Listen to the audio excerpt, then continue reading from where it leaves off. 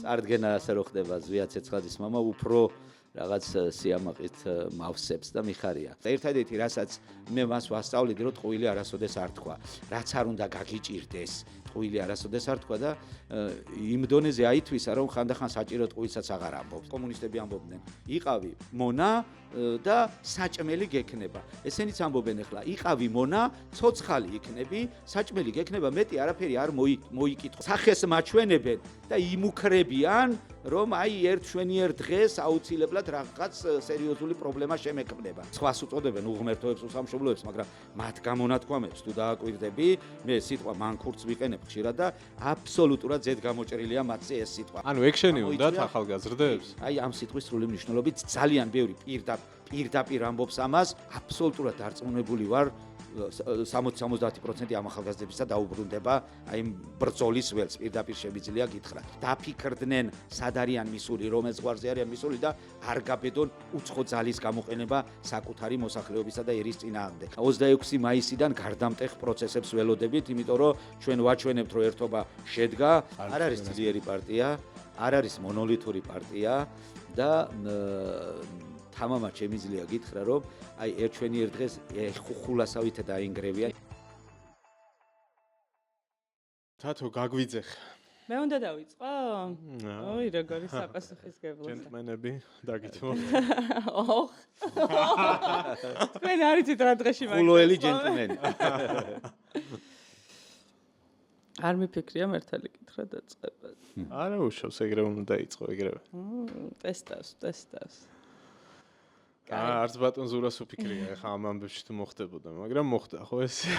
საერთოდ ერთი წუთით ვერ წარმომედგინა, აი ეს ცხოვრება თუ დადგებოდა, მე მეორე რუსული კანონის მერე მივხვდი, რომ დადგებოდა რაღაცები ძალიან მკვეთრად შეცვლი და ჩემს ცხოვრებას, იმიტომ რომ ზვიადის ცხოვრება და ისეთი ის იყო შფოთვარე და ისეთი დაუდეგარი და აი კანდიდატის სტატუსი რომ მიიღო ქვეყანამ ზვიადი არ ვიცი დილამდე ქუჩებში დარბოდა სიხარულით და აი იმ ლაივებს გვიგდებდა სახლში რომ აი რა ვერ წარმოიდგენთ რა სიხარულია და შეიძლება ვერც კი ხვდებოდეს ძალიან ბევრი ამ ქვეყანაში რა მიღწევა ეს და აი სულხან საბას ამბობდა რომ აი მის კარზე რა ქვია ლუდოვიკო მე-14-ის ალოდინეს და აი მიგვიღეს კანდიდატები კარებთან ვართ უკვე აი სიხარულისგან დილამდე საერთოდ არ სვავს და იმ საღამოს კარგადაც დალია და რო იტყვიან ისე ამონა ბოლომდე, ხო? ბოლომდე. აი დასაწყისი გამოგვივიდა. მე მგონი ბატონო ზურამ ყველაზე კარგად წარგვადგინა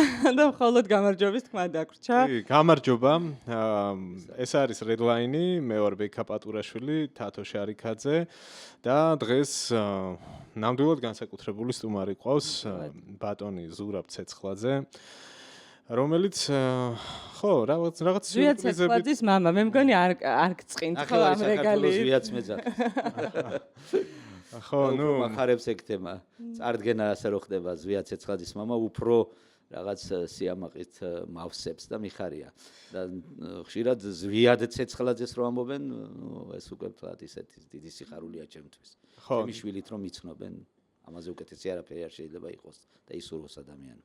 მოკლედ ყველაფერი შეიძლება ითქვას ჩვენ გარშემო აი რაც აქ ხდება ეს ყველაფერი არის დაუგეგმავი არც ჩვენ არ უგეგმავდით იმას რომ ამ ფორმატში მოგვიწევდა მუშაობის გაგრძელება მაგრამ მოგვიწია არც ჩვენ არ გვქონდა რაღაცების რესურსი ასე ვთქვათ და ყველაფერი ესე გზადაგზა მეგობრულად შევაკავშირეთ და ვართ პროცესში მიუხედავად იმისა რომ აქედან რაღაცა ამ წუთას არანაირი ბენეფიტები არ გვაქვს მაგრამ თვლით თავს ვალდებულად რომ უნდა ვიყოთ პროცესში და ჩვენი საქმე უნდა გავაგრძელოთ როგორც შეგვიძლია ისე და ასე ხართ თქვენც ხო პრინციპში აღმოჩნდით პოლიტიკურ პროცესში გინდოდათ თუ არ გინდოდათ ეს და შეიძლება ითქვას რომ ბევრისთვის ნუ ყოველ შემთხვევაში ჩემ განცდას გეტყვით ჩემ დამოკიდებულებას რომ ბევრ პოლიტიკურ ლიდერზე რაც ძალიან ცნობილ სპიკერზე მეტად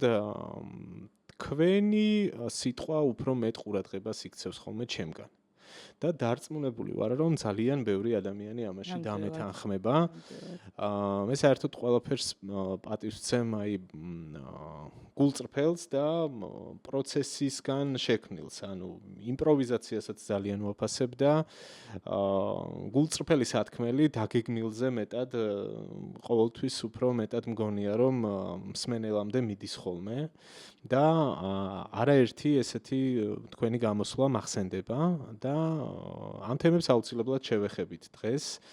ვისაუბრებთ თქვენ სათქმელზე და ვისაუბრებთ ცხადია პროცესზე, პროტესტზე და ადამიანებზე, ვინც ამ პროცესში არიან ჩართული, რომელსაც რა ვიცი, ბევრი ნათლია აღმოაჩნდა ქართული ოცნების რიგებში, ზოგი deep state-ის საცეცებს ეძახის, ზოგი ვიცი, უსამშობლოებს, მანქურთებს და რაღაცერებს ამბობენ ხოლმე, კიდე ხო 1000 სასწაულ რამეს ამბობენ ხოლმე, მაგრამ რეალურად თქვენი მოწვევით გვინდა რომ ადამიანებს ვაჩვენოთ ვინ ხართ, ვინ არიან ეს ადამიანები, ვისაც მოუწია რომ ყველაფერი გვერდზე გადაედო და ჩართულიყო ბრძოლაში და წინახაზეც ხო, აი მთავარ სპიკერად ჩამოყალიბდით პრინციპში. ბატონო ზურა, ისეთი შესავლით დავიწყეთ, რომ აუცილებლად ზვიადზე უნდა გკითხოთ და მე მგონია, რომ თქვენც ალბათ ყველაზე მეტად გსიამოვნებთ, როცა თქვენ შვილზე საუბრობთ. მე მახსოვს ზვიადი რუსული კანონის საპროტესტო აქციებზე და აი შეიძლება პირადად არ ვიცნობ, მაგრამ რასაც შორიდან ხედავდი და მისგან მესმოდა, არის ძალიან ზედმეტად წესიერი ადამიანიც კი. ვიდრე ზვიადზე ვისაუბრებდე, აი მეგობრობასთან დაკავშირებით მინდა გავაკეთო პატარა კომენტარი. მეგობრობა გზად და ხიდად. და აი თქვენი მეგობრობამ შექმნა ეს სადაც ეხლა ვართ და ჩვენი და ამერიკის მეგობარმა აქტმა უნდა უშველოს კიდე ჩვენს ქვეყანას პარალელურად, თუმცა ჩვენს გასაკეთებელს ამერიკა არ გააკეთებს. აი ეს ჩანართი მინდოდა გამეკეთებინა. რაც შეეხება ზვიადს. ზვიადმა თვალი რო გაახილა ჩვენს ოჯახში, პირველი რაც დაინახა ის შეგრძნებები რო ქონდა, ზვიადისა და მერავის ფოტოები დაინახა და აი ძველი ეროვნული ანუ ძველი სახელმწიფოს დროშა შინდისფერი, ახლა ეძახით ეროვნული მოძრაობის დროშას ვეძახით. და ღირებულებებიც ისეთი წამოვიდა მის ცხოვრებაში, რომ ჩემი მამა ჯერ კიდე 99 წლის 9 აპრილის მერე კომუნისტური პარტია დემონსტრაციულად დატოვა და ჰელსინკის კავშირის წევრი გახდა, ანუ ზვიად-გამსახურდიას პარტიის წევრი გახდა. და ეროვნული სულისკვეთება ჩვენს ოჯახში სულ იყო რა. მამა იყო გარეული ამ ყველაფერში, პირადად ზვიადს იცნობდა, აჭარის ეროვნული მოძრაობის ერთ-ერთი გამოჩენილი არა, მაგრამ ერთ-ერთი სერიოზული ფიგურა იყო ნოდარ იმნაძესთან და იმ შემადგენლობასთან ერთად, ვინც მაშინ აჭარაში კონკრეტულად ეროვნულ მოძრაობას წარმოადგენდა. აი ეს გადმოგვედო ჩვენ შვილებს კონკრეტულად განსაკუთრებით ამ ხრივ მე და ჩემი ძმა ძალიან აქტიურად ჩავერთეთ შემდგომ ეროვნულ მოძრაობაში. ჩემი ძმა ჯერ იყო ტრადიციონალისტთა კავშირის წევრი იყო და ზვიად-გამსახურდიას ხელისუფლების დამხობის შემდგომ ჩვენი ცხოვრება ისე წავიდა, რომ ჩემი ძმა კანონიერ ეროვნულ გვარდიაში მსახურობდა, მე კიდე დაუმორჩილებლობის კომიტეტის ერთ-ერთი ხელმძღვანელი ვიყავი აჭარაში. ანუ ხელისუფლების დამხობის შემდგომ ზვიადს ჰქონდა მითითება, რომ კანონიერი ხელისუფლების აღდგენის პროცესში ყველა ქალაქში, ყველა რაიონში უნდა შექმნილიყო დაუმორჩილებლობის კომიტეტები, ასეთი არსებობდა აჭარაშიც და ერთ-ერთი ხელმძღვანელი მე ვიყავი ამის. აი ეს სულისკვეთება სულ ჩანდა ჩვენს ოჯახში და სულ ვუყვებოდი ეროვნული მოძრაობის ისტორიებს და ასე შემდეგ, ოდნავ როგორც კი წამოიზარდა, თვითონ ითხოვდა მე ისეთი ინტერესი გამოხატა ამისადმი, რომ თვითონ ითხოვდა ბავშვს ზღაპრების ნაცვლად, აი თუ რამის მოსმენა ყველაზე მეტად უხაროდა ძილის წინ იყო ის, რომ აი მამა მომიწვეს, მამისადმი ფანატიური სიყვარული აქვს, განსაკუთრებული, რასაც არ მალავდა არასოდეს სკოლაში რო ეკითხებოდნენ პირობითად, რომ დედა თუ მამა აი ისე მაკითხოს რა ღიად აცხადებდა, რომ დედა ბოდიში, მაგრამ მამა აი ესეთი ის ქონდა დამოკიდებულება და აი ისეთი წესიერებით გაიზარდა, რომ ერთადერთი რაც შემდგომ ისტორიებს რო ეზიარა, ძალიან კარგი მასწავლებელი ყავდა ისტორიის სკოლაში, ძალიან ისეთი სწორად რომ ასწავლიდა საქართველოს ისტორიას. აი რო გაარკვია რომ თურმე რა ცხოვრება გამოუვლია ამ ქვეყანას, ყოფილა დიდებული წლები, ოქროს ხანა, მერე თითქმის გამხრალა, მერე საბჭოთა პერიოდში, სულ იმას მეუბნებოდა რომ ჩვენს ქვეყანასო ყოველთვის ბრძოლა ყოველთვის ქონდაო და ამიტომ გადავრჩით სულოდ აი საბჭოთა კავშირის პერიოდს რო დავაკვირდებითო მაქსიმალურად ქართველი ერი გააზარმაცეს, შეაჩვიეს იმას რომ არ უნდა იბრძოლო. ანუ როგორი რაღაცა წარმოედგინა, იცი რომ თუ არ იმოძრავებ, თუ არ იბრძოლებ, ამ ქვეყანას მომავალი არა აქვს და ამიტომ ყველა ვერაგმტერს ახლა ირანიც იცოდა, მონღოლებიც იცოდა და თურქებიც, მაგრამ მაინც ყველაზე ვერაგმტრად მიიჩნევდა რუსეთს, იმიტომ რომ რუსეთი არისო ერთადერთი დამპყრობელი ქვეყანა რომელმაც საქართველოში გააუქმა სახელმწიფოებრიობა, აი მეფობა გააუქმა.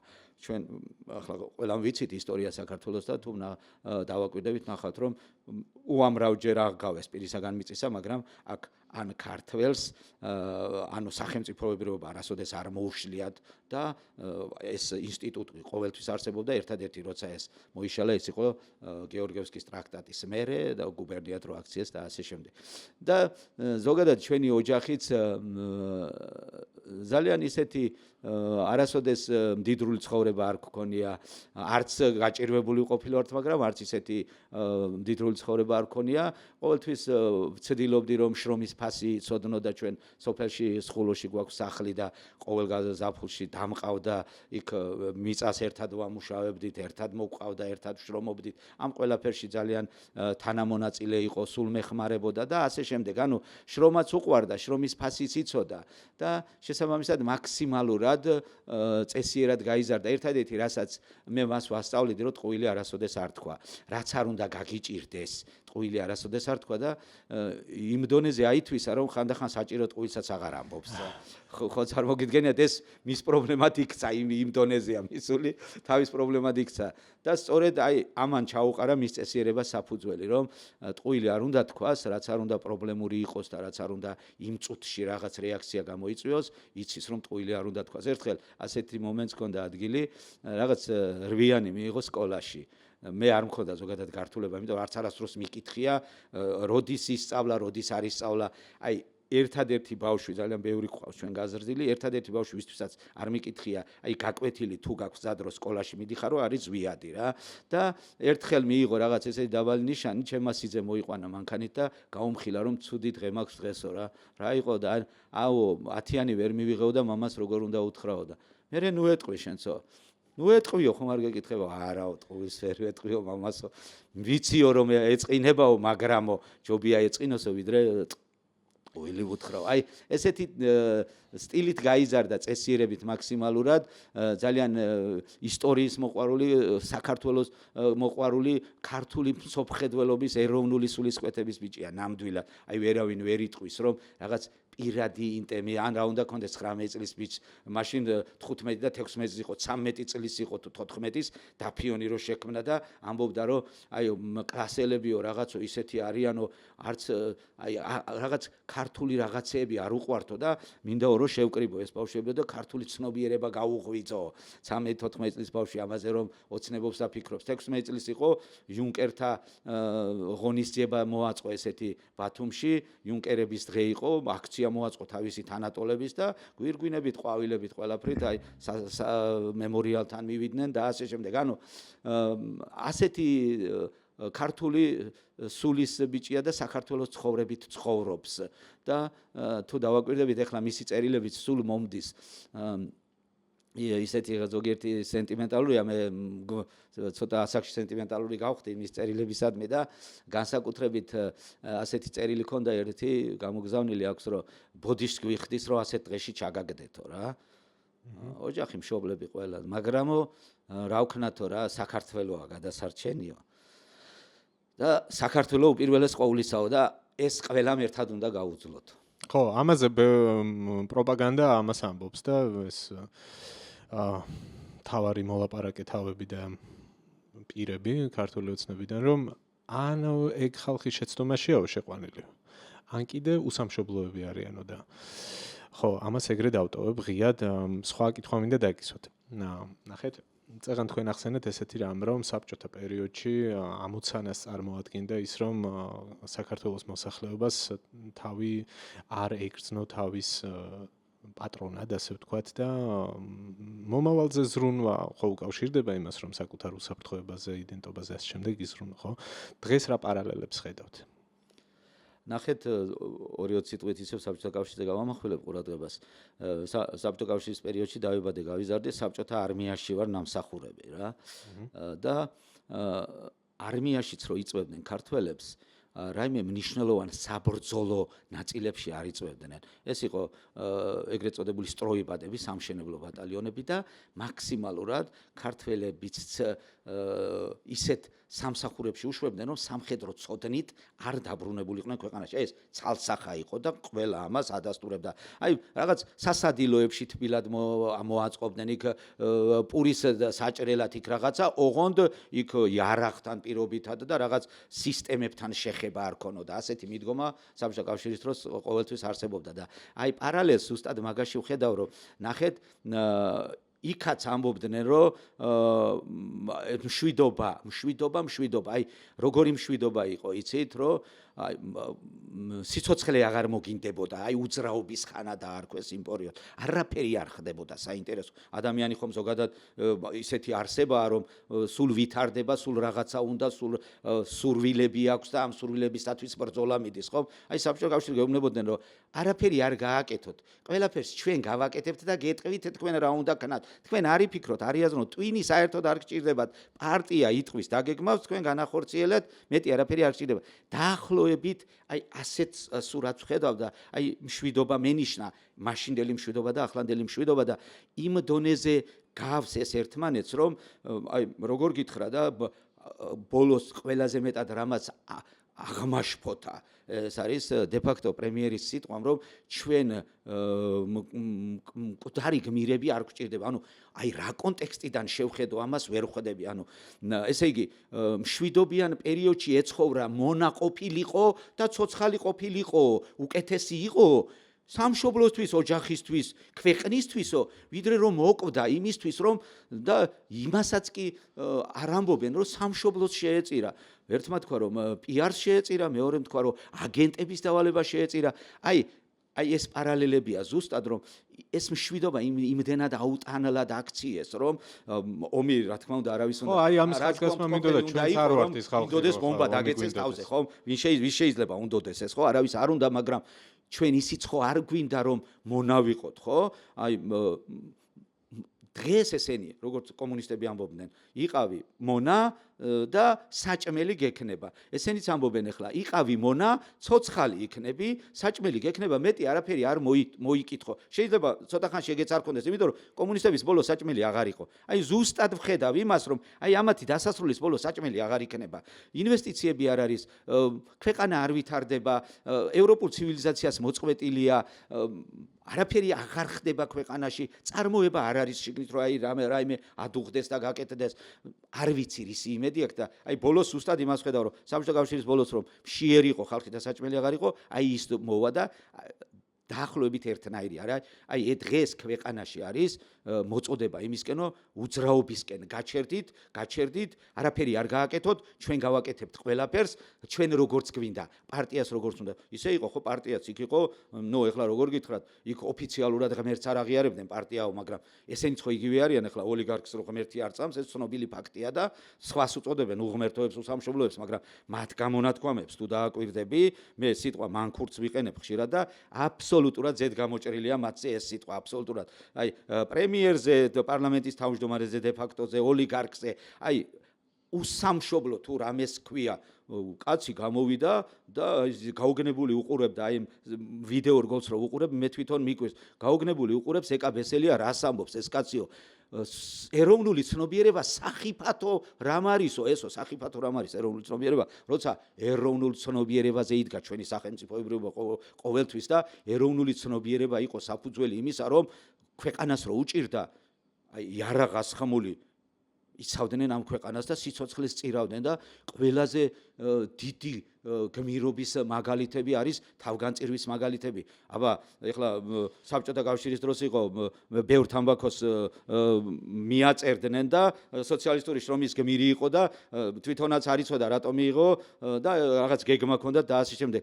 ეგ გმირი შეადარე ანწუხელიძის გმირობას, გმირობა ხომ ქვეყნისათვის თავგანწირვა, გმირობა ხომ ქვეყნისათვის აი შენი სახელმწიფოსთვის, შენი სამშობლოსთვის, შენი მამულისთვის თავშეწირვა და თუ ამას ესენი ცდილობენ რომ ეს ცნობიერება წაშალონ საქართველოში, აი წაშალონ ცნობიერება და უთხრან რომ თქვენ დაანებეთ თავი აი გმირობების მაგალითი არ გჭირდება. ცოცხალი იყავით, ამას გაუფრთხილდით, მშვიდობა გქონდეს, მერე რა რომ მონობა გვექნება, არ ვიცი, ძალიან ანტიქართული მსოფლმხედველობაა და რა ვიცი, კავკასიურმა კაცმა ესეთი რაღაცა როგორ უნდა გაივლო თავში, რომ ეროვნული მსოფლმხედველობა სახიფათოა და სახელმწიფოსთვის თავშეწირვა არ არის გმირობა. არ ვიცი. ბატონო ზურა, იცით რა არის საინტერესო, რასაც თქვენ ახლა ამბობთ, თითქოს ერთი შეხედვით ეგ ყველაფერი ჩვენ ყველაფერი უნდა ვიცოდეთ, გათავისებული უნდა გქონდეთ, ჩვენც გვყავდა ისტორიის მასწავლებლები ქართულისაც, მაგრამ სამწუხაროდ ვართ იმ რეალობაში, როცა მარტივმა მე ვიტყოდი პროპაგანდამ შეძლო, რომ ძალიან ბევრ ადამიანს მაინც დააჯერა, რომ მშვიდობა არის მხოლოდ ის რომ თავზე ბომბი არ გეცემა და არავინ არ ახსენებს თუნდაც მცოცავ ოკუპაციას, ხო? თქვენ ძალიან ბევრ ადამიანთან გაქვთ შეხება და დარწმუნებული ვარ, რაც უფრო წინა ხაზზე გამოხვედით, არა მხოლოდ მხარდამჭერები, არამედ მოწინააღმდეგე მხარე, ხო? ძალიან შეგეჯახათ. როგორ ფიქრობთ, ან რა შეიძლება გაკეთდეს ისე, რომ მათი ცნობიერება კიდევ უფრო გავზარდოთ, ან თქვენი აზრით რას ელოდება აი ეს ხალხი, რომელსაც ჩვენც გონი ვართ რაღაც აგენტები და მოსყიდული ხალხი და ჩვენ არ გვიყვარს ქვეყანა, ამას გვაბრალებენ. ხო, ცინიზმია თვითონ ეროვნულობის ნიშა. ეროვნულის ნიშნით, ხო, ჩვენ გვებრძვიან. რას უნდა შეეჯახნონ, იმიტომ რომ მე მგონია რომ ეს სისტემა ყველას კარზე მიადგება და თქვენ არ იქნებით ერთადერთი, ხო, ვინც ასე შვილი ყავთ მსხვერპლად შეწირული ამ პროცესს. ყველას მოგვადგება ეს კართან. რა უნდა დაინახოს ასეთი საქართველოს თლიანმა მოსახლეობამ, რომ მიხვდეს, რომ ისევ გუბერნიად შეიძლება გადავკეთდეთ აი ძალიან მალე.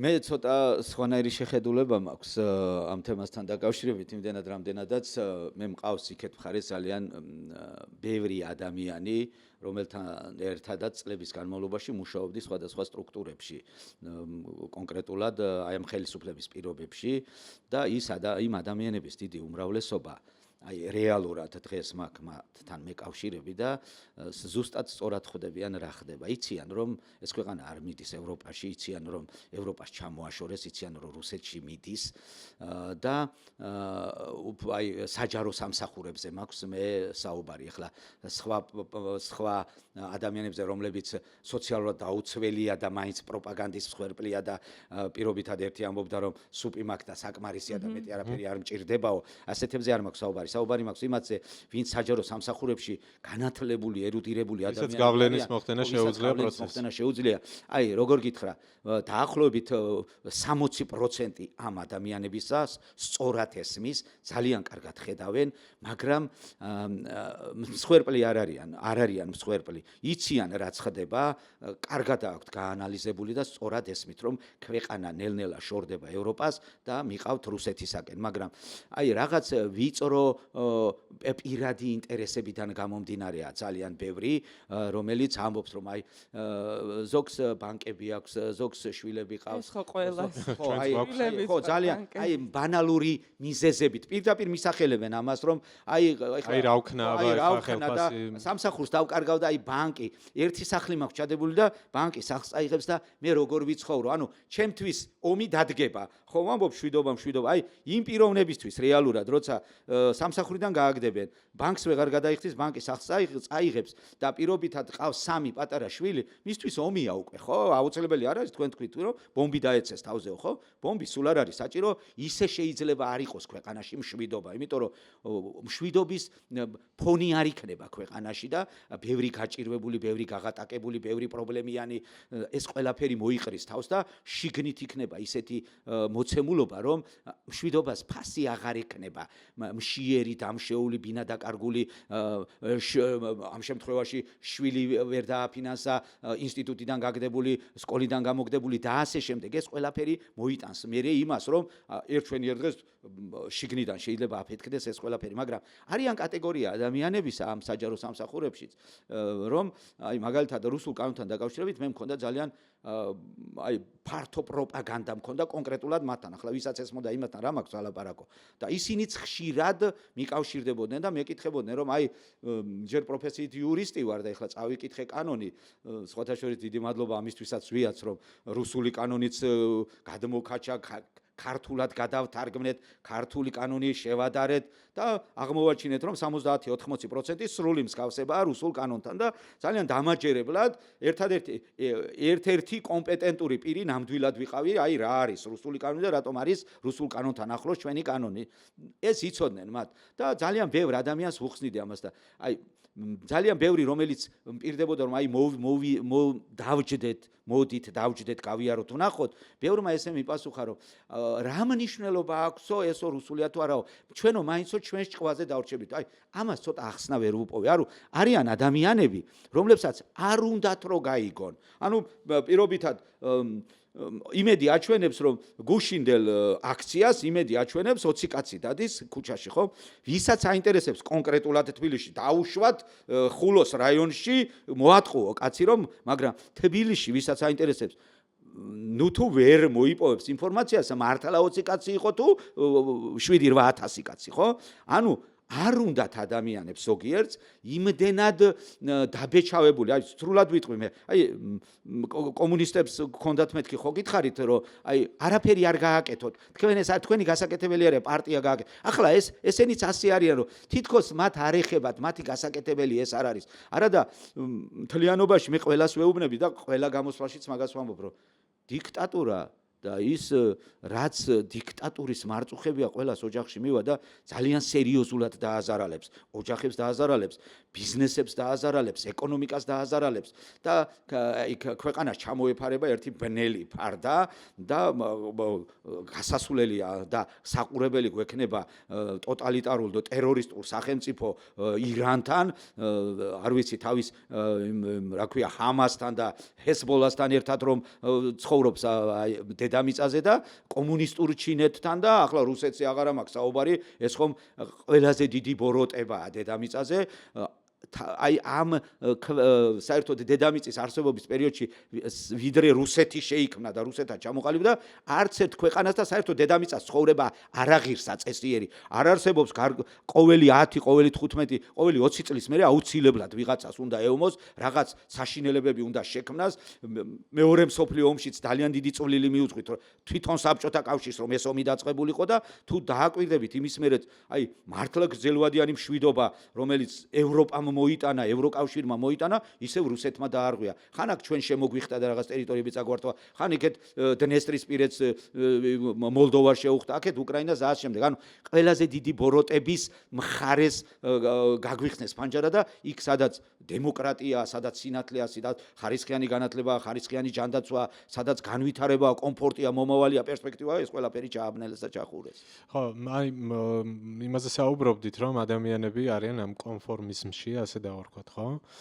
მაგრამ აქ კიდევ ერთი საკითხია, გასაგებია, მე მესმის მათი, ანუ არ მესმის, იმიტომ არ მესმის, რომ მეც იგივე მდგომარეობაში ვარ რა.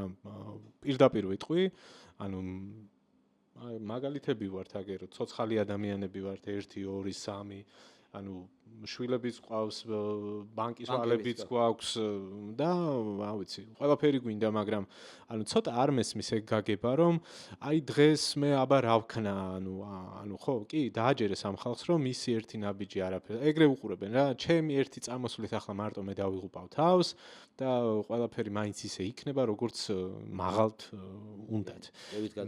აი, დავანებოთ მაგ ხალხს თავი, მაგათ მართლა რაღაცა ცოტა არასრულფასოვნების კომპლექსთან მივდივართ, როცა შენი თავის ფასი არ იცი რა, ანუ ის რომ შენ ჭანჭიკი ხარ ამ ტრაქტორის როგორც საბჭოთა კავშირის დროს იყო თუ პიროვნება ხარ სახელმწიფოში და შენი ერთი გადაწყვეტილებით შეიძლება რაღაცა შეცვალო, ეს ცალკე სალექციო საგანია და ალბათ მაგას ვინმე როდისმე ამ ხალხს ჩაუტარებს, რას ნიშნავს ერთობლივი გადაწყვეტილებები, ინდივიდუალური გადაწყვეტილებები და რა ეფექტი მოაქვს ამას სხვადასხვა ადგილას სადაც არიან, მოდით ვილაპარაკოთ ახალგაზრდებზე.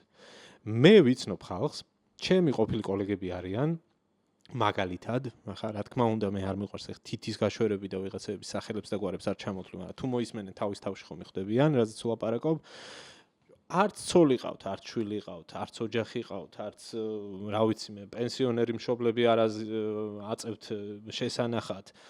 არაფერი ვალდებულებები არ გააჩნიათ და აი რა ვიცი უკეთესი მანქანა რო იყიდონ ან ასე შემდეგ არიან აი ამ ხიბლში ჩავარდნილი რომელი ხიბლით საბოლოოდ მიაქანებს ძალიან დიდი სირცხვილისკენ მე ამის მჯერა და თქვენი ერთ-ერთი გამოსვლა მახსოვს მე სადაც ახალგაზრდებზე საუბრობდით რა და ძალიან მომეწონა ეგ გზავნილი რომ ну ერთობლივად შევეხოთ რა ვიღაცები ვინც აქტიურობდნენ რაღაც პერიოდში და მერე დაიკარგნენ და ვიღაცები საერთოდ რომ არ ფიქრობენ რომ საჭირო არის აქტიურობა და რაღაცების დათმობა ცოტა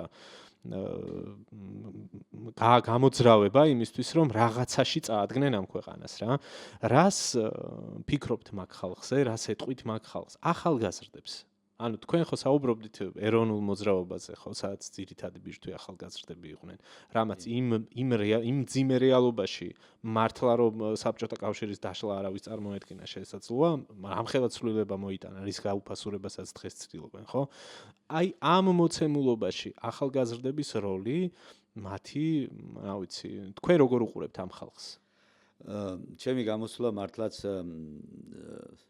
ზვიადმა მომწერა ჩემი გამოსვლის მერე რომ ხო რაზე ვსაუბრობთ ესაც შევახსენოთ მაყურებელს სადაც იყო ნათქვამი რომ ფიცი რო გაქვთ ხალხო დადებული და დღეს რო აღარ ჩანხართ რატომ აღარ ჩანხართ დიახ მე მესმის მამის გაბრაზება ბრაზი მესმისო მიწერა ახალგაზრდებს წერილი თქვენ ხართ ჩემი ოჯახი ესე წერილი გამოგზავნა და ზუსტად იქ ეწერა რომ მე მამის ბრაზიო მესმისო მაგრამ ნახეთ რა ხდება სხვადასხვა მხრიდან უნდა შევხედოთ აი კომპლექსური პრობლემები აქვს კონკრეტულად ახალგაზრდებთან მიმართებაში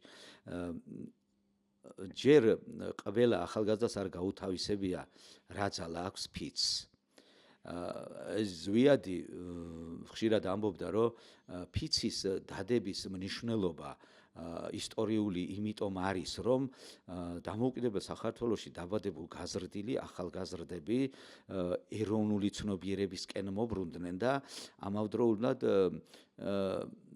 ყველა უკანდასახევი გზა რო იყოს მოჭრილი რა აი ხო ხვდებით როცა ბრძოლა გაქვს ძალიან ვერაგ მტერთან აუცილებლად ჩვენ ისტორიაში გვაქვს ესეთი მაგალითები რომ ჩახერგეს უკანდასახევი ხიდები გზები და ზვიადმა იცოდა თქმა რომ სწორედ ეს გავაკეთეთ ჩვენ რომ ფიცი დავდეთ თან გმირთა მემორიალთან გმირების დაღუპული გმირების სულს შეჰფისეს რომ ამ ქვეყანას არავის არ დაუთმობდნენ მტერს რუსეთს პირდაპირ ტექსტში მტერი რუსეთი ანუ ეს ხალხი სად წავიდა ამაზე არის საუბარი ახლა და სწორედ ის თქვი მე მაშინ რომ აი თუ ეს ფიცი არ უნდა შეგესრულებინათ მაშინ რას ვერჩოდით რამოდენიმეს ხო და ცოტა სწორი შეიძლება თქვა ფორმულება არ იყოს სწორი რომ მაშინ ჩემი შვილიც სახში მეყოლებოდა მეთქი რა ყველას რო ასე ეფიქრა განსაკუთრებით ეგ არ მოეწონა ზვიად ჩემი ნათქვამი თუმცა ამ ბრაზშიც იყო რაღაც სიმართლე და სწორი ის იყო აქცენტები რომ ძალიან ბევრი გაერიდა იმის გამო რომ აქტიური ბრძოლა, ანუ ხისტი ბრძოლა არ მიმდინარეობს. მე ძალიან ბევრ ახალგაზრდებთან მაქვს შეხება და იმ ამბების მერე, ჩემი გამოსვლის მერე ძალიან ბევრმა კიდე შეეცადა რომ კონტაქტი ბევრი შეეცადა კონტაქტი ქონოდათ და ეს საკითხი გაგვერკვია და ერთი რამ გავარკვიე რომ ანუ არაფერი არ ხდება ღირებული პროტესტში დღეს. ეს ბავშვების ძირითადი ნაწილი მე ყველას არ გულისხმობ რა თქმა უნდა ძირითადი ნაწილი მზად არის და ამბობს რომ აი გადამწყვეტი აი რომ რაღაც ულტიმატუმი რომ იქნება რომ აი მივდივართ ბოლომდე რაღაცას პირობითად ვკეტავთ ის პირობითად ხეივანია თუ სამინისტროა თუ პიკეტია თუ რაღაცა ჩვენ როგორც კი მსგავსი რაღაცების გაკეთება დავიწყეთ ახალგაზრდები მოიმატა თუ ხედავთ მე ვხედავ ამას ანუ მოძრაობა უფრო აქციის ანუ აქციების უმოძრაობამ კონკრეტულად ასეთ ფორმულირებას თუ გავაკეთებთ ანუ ექშენი უნდათ ახალგაზრდებს აი ამ სიტყვის სრული მნიშვნელობით ძალიან ბევრი პირდაპირ ამბობს ამას რომ ანუ ფაქტობრივად მათი ახალგაზრდული ენერგია იმისთვის რომ მოვიდნენ და გაჩერდნენ არაპირებენ იქ გაჩერებას და თუ საჭირო იქნება ბრძოლა ნებისმიერი სახის ბრძოლა ფიზიკური იქნება თუ აი ფართო მასშტაბიანი როცა სახელმწიფოს ბედი წყდება და როცა დაიძახებთ და იტყვით რომ აი ახალგაზრდებო დადექით აქ ეს არის დღე პირობითად მე ასე წარმომიდგენია რომ აი რაღაც ფორმით რომ მასშტაბური აქციის ორგანიზება შევძლებთ და ხელისუფლებას წაუყენებთ რომ გადადექი და თუ ისინი გართულებაზე წავლენ აბსოლუტურად დარწმუნებული ვარ 60-70% ამ ახალგაზრდებისა დაუბრუნდება აი ბრძოლის ველს პირდაპირ შემიძლია გითხრათ. თუმცა ჩვენ საუბრობთ მშვიდობიან პროტესტზე და პროცესზე, რომელსაც ყოველდღიურად ფასი აქვს, ხო? ანუ აი ამის ახსნა რამდენად შესაძლებელია? ამის ახსნა ცოტა ძნელია მათთვის. აი ის რაც თქვენ თქვით, აი ტერმინიდან გამომდინარე ამის ახსნა ცოტა რთულია. ანუ რაღაც ეტაპები აქვს, ხო? ამ ყველაფერს რაღაც სიმაღლეზე იყო აქციები, დაეშვა, სადღაც ჩამოვიდა და ეხლა ხელახლა ვიწყებთ და რაღაც ეტაპებს გავდივართ. ამ ეტაპებს როგორც კი გარკვეულწილად ვამკაცრებთ, აი პირობითად შემიძლია გითხრათ, რომ ხეივანში გავლა, ხეივანი ხო სტრატეგიული ობიექტების ნუსხა შეიყვანეს და იქ გავლა და გადაკეტვა სიცხეს ამას პასუხებლობას იწვევს. როგორც კი დავაანონსეთ, რომ აი იქ უნდა გავიაროთ მარშით, უფრო დიდი თაობის ადამიანებმა გარკვეულად თავი შეიკავეს რომ აი იქ ვინმე დაიჭირონ მე ეს სამას პასუხებლობა და ახალგაზრდების დიდი უმრავლესობა აი რაღაც გამოცოცხლებული მოვიდა აპირებთ რამეს კი ბატონო და მართლაც 7-8000 კაცი აი გავიარეთ ხეივანშიც გავიარეთ და ვერაფერი ვერ გითხრა აი მარშის მობრუნების ერთი ზოლიდან მეორეზე გადასვლას 15-20 წუთი ორივე მხარე გადავკეტეთ წარმოგიდგენია აი მობრუნების პროცესში გავჩერდით წავიკითხეთ გმირების სახელები აი მობრუნების პროცესში ანუ რაღაც ფორმით აი იმას ექსტრემალური სიტუაციების მომხრე არიან ახალგაზრდები და გასაგებია მათიც ჩქეფარე ენერგია რაღაც მებრძოლის სულია რაღაცა ხო ხვდებით და აი ეს რაღაცები ჩვენ უნდა შევძლოთ ჯერ ერთობის შექმნა რაც გარკვეულწილად სხვა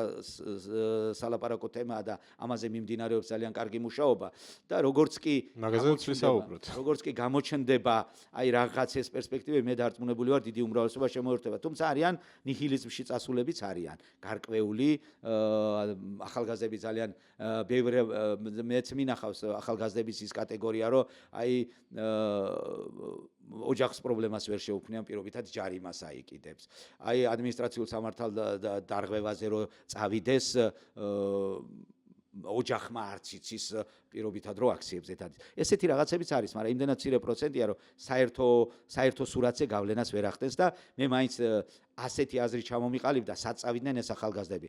ეს ახალგაზრდები არსად არ წალსულან, ეს პროტესტი მათში არის, ელოდებიან, აი რეალურ ბრძოლას ელოდებიან ამ ქვეყნის გადარჩენისათვის და მე დარწმუნებული ვარ, რომ როგორც კი ეს პროცესი დადგება და ამ პროცესისკენ ნელ-ნელა მივდივართ, მშვიდობიანს გულისხმობ მე ულტიმატუმის ალბათ გამოჩნდებიან ახლა ვიღაცები ვინც იყვიან რომ ესენი ახლა ძალადობრივ სცენარზე ლაპარაკობენო და ანუ არა ძალადობრივ აქ არავინ იმის აღებას იარაღის ხელში აღებას და აი რაღაცას არაპირებს მით უმეტეს ჩვენ იარაღით ხელისუფლების დამხობის ძალიან მწარე მაგალითი ამ ქვეყანას აქვს და ეს ყველა მიცის და არავინ არაპირებს თორე იყო ხო ვნახეთ როგორი შეტაკებები იყო და სწორედ საპროტესტო ელექტორატის უკან დახევის გამო დამშვიდა სიტუაცია თორე ხელისუფლება ყველანაირ კონფრონტაციაზე მიდიოდა ხო უბრალოდ გადავრჩით იმით რომ ვინმე არ შემოაკვდა თორე სასიკვდილოდ გაიმეტეს უამრავი ადამიანი ანუ ჩვენ საპროტესტო მხარე უფრო მშვიდობიანი ვიყავით ვიდრე ხელისუფლება თორე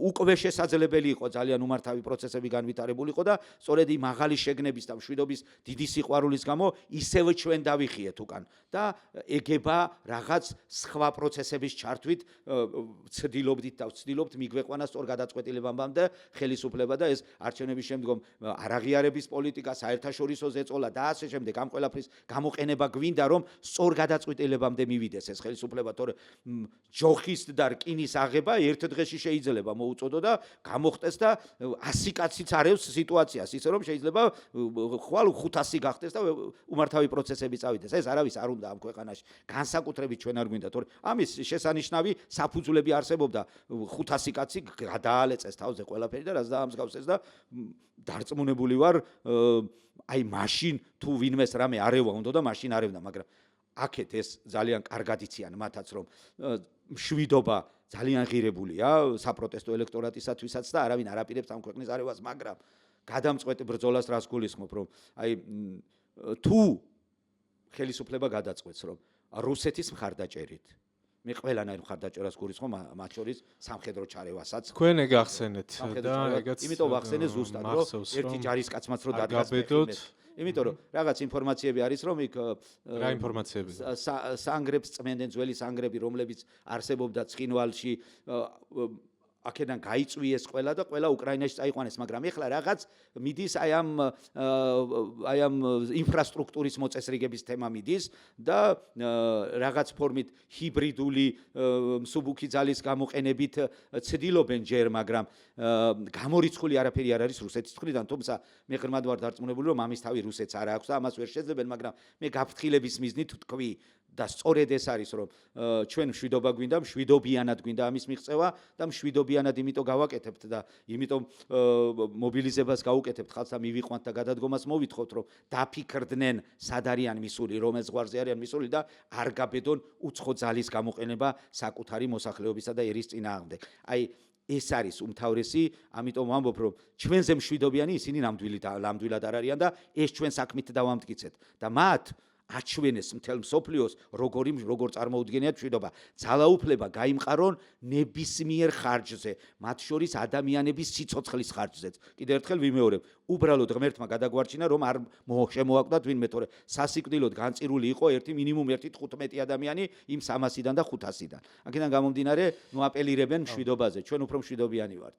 კარგი, ბატონ ზურაბ, ცოტა ხანში მინდა რომ პოლიტიკურ პარტიებზე ვისაუბროთ, მაგრამ მანამდე მოდით საპროტესტო პროცესის გარშემო ამ ეტაპზე ბოლო კითხვას დავუსვა, მე ვნახოთ რა წავა, რა გამოჩნდება საუბარში. საკმაოდ დიდი ხანი გავიდა, უწყვეტობა შენარჩუნებულია და ახლა ესე ჩანს რომ რაღაცა ახალი ტაქტიკები შემოდის. თქვენ ბრძანეთ გადაადგილებები, მსვლელობები, მარშები 26 მაისი ახლოვდება, რაც უმნიშვნელოვანესი დღე არის. თქვენ როგორ უყურებთ? აი პერსონალურად თქვენ როგორ გამოიყურება დღეს პროტესტი, რაც ჩანს და რაც არ ჩანს? თქვენ ბრძანეთ რომ ეს ხალხი არსად წასულა, პირიქით ეს თემები მუდმივად იხარშება, ვისაც არ ქონდა კითხვები, მათაც უჩნდებათ კითხვები, მე ასე მგონია. თქვენ როგორ უყურებთ პროტესტის რესურსს დღეს ამ ქვეყანაში? ნახეთ, პროტესტი მე ასე ვხედავ, ანუ იმის გათვალისწინებითაც, რაც მოიმოქმედეს საწინააღმდეგო ჯარიმები, კანონები ასე შემდეგ. ან მთლიანობაში შემცირდა ეს მუხტი თუ პირიქით? ანუ ობიექტურად როგორ აფასებთ ამ? სწორედ იმას ვაუბრობდი, რომ პროტესტი არსად არ გამქრალა, პროტესტი სადღაც გადაინაცვლა და უფრო ისეთი სახე მიიღო არააჟიტირებული, ანუ ქუჩის პროტესტი არ არის. რუტინაში გადავიდა? რუტინაში გადავიდა და სადღაც არის. და ამის მთავარი მიზეზი ის არის, რომ საპროტესტო ელექტორატი ვერ ხედავს ერთიანობას.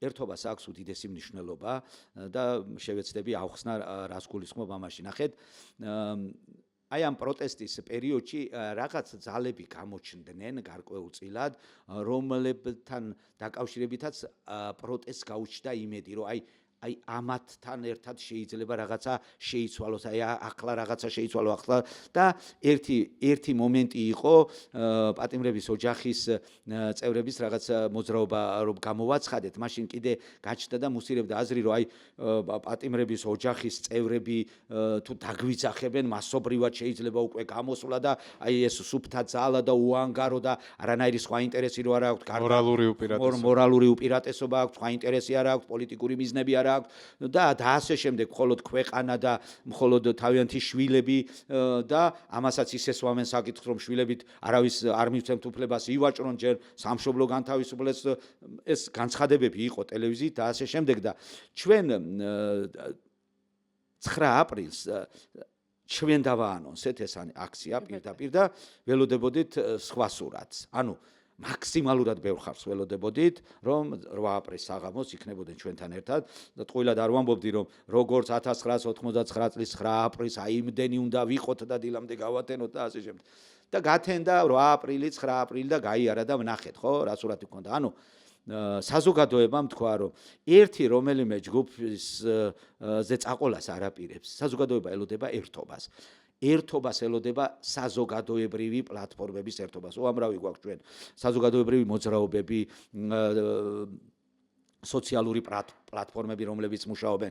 არის აგერ ცალკე პლატფორმა შექმნა პრეზიდენტმა რაღაც კომიტეტი და პარტიები. არის აქეთ ცალკე 4 პარტია, რომელიც ევროპული პარტიებია. და ნახეთ, ამ ბოლოს დაახლოებით აპრილის აი 9 აპრილის შემდგომ პერიოდიდან დავიწყეთ მუშაობა და ამის ორგანიზება გააკეთა სამოქალაქო ორგანიზაცია ფარმა.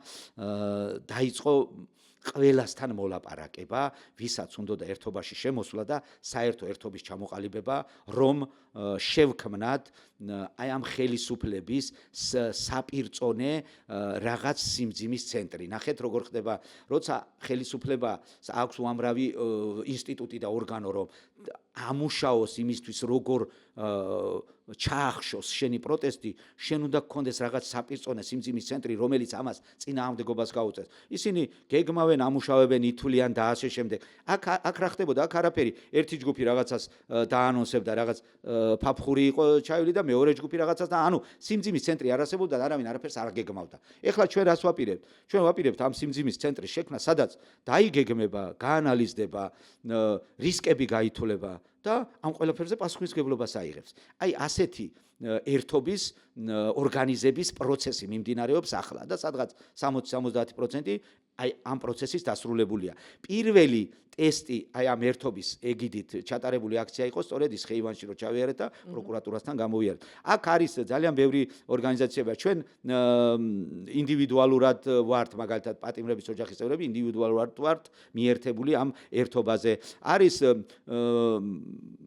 ვეტერანების ორგანიზაციები, არის თვითონ ფარია, სხივია, ჩაანაცვლე, დაიტოვე, სტუდენტური მოძრაობები, თავისუფალი აუდიტორია, დაფიონია, ანუ არის ძალები, რომლებმაც შეძლო რაღაც სტრუქტურიზებული ერთობის შექმნა და აი ამ ერთობის ეგიდით ჩავატარეთ უკვე მესამე აქცია, მეორე იყო შინაგან საქმეთა სამინისტროს, მესამე იყო გუშინ ამერიკის საელჩოსთან. და თუ დავაკვირდებით, ვნახავთ, რომ აი ამან გარკვეულად შედეგი გამოიღო.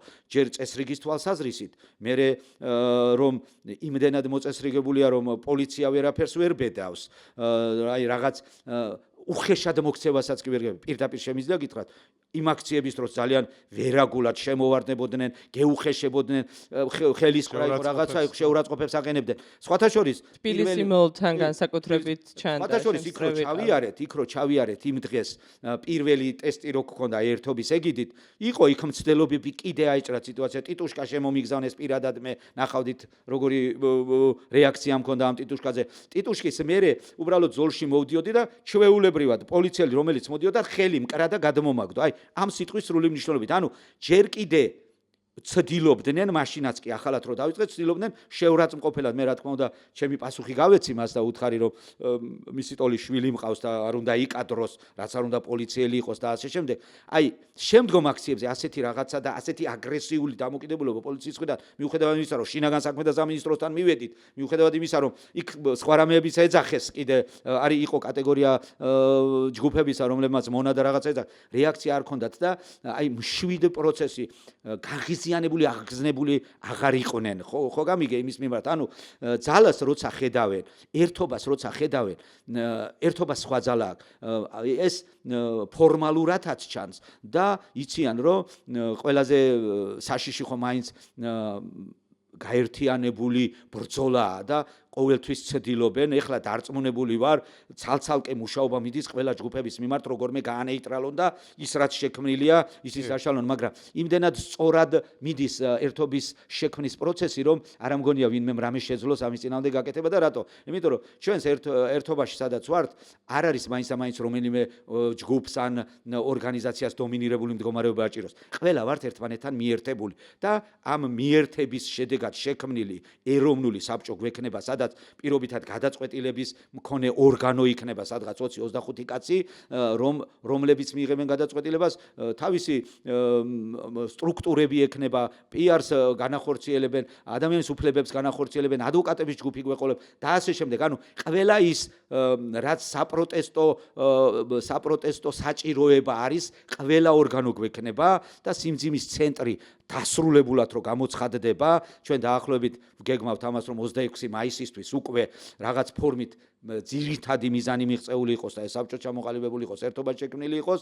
და 26 მაისიდან გარდამტეხ პროცესებს ველოდებით იმიტომ რომ ჩვენ ვაჩვენებთ რომ ერთობა შედგა ერთობა გადაწყვეტილების უნარიანია ეს ერთობა პასუხისმგებლობას აიღებს ყველაფერზე სწორად დაგეგმავს სწორად განახორციელებს რისკებს დააზღვევს და ასე შემდეგ აქედან გამომდინარე დიდი იმედი გვაქვს რომ აი ეს გარკვეულად ხისტ ბრძოლაშიც გადავალთ რომელიც ახალგაზრდობის დიდ ნაწილს შემოგვიერთებს ვინც ინდივიდუალურად არიან თორე მოძრაობების უნივერსიტეტების ილიაუნი თესეუ თავისუფალი უნივერსიტეტი და ასე შემდეგ ეხლა ყველას ვერ ჩამოვთვლი ძირითადი ორგანიზაციები არიან მიერთებული აქ და თუ დავაკვირდებით ერთობა აი მაგალითად ამის წინა რო იყო პოლიციასთან როცა იყო აქცია არა იმის შემდგომი აქცია სტუდენტებმა რო დაანონსეს ჩვენ ერთობა ამ შემთხვევაში უბრალოდ ვეხმარებოდით უბრალოდ მათთან ერთად ვიყავით მონაწილეობდით ჩვენ გვინდა რომ ამის ავანგარდში იდგენ თვითონ ახალგაზრდები და სხვათა შორის ძალიან ბევრი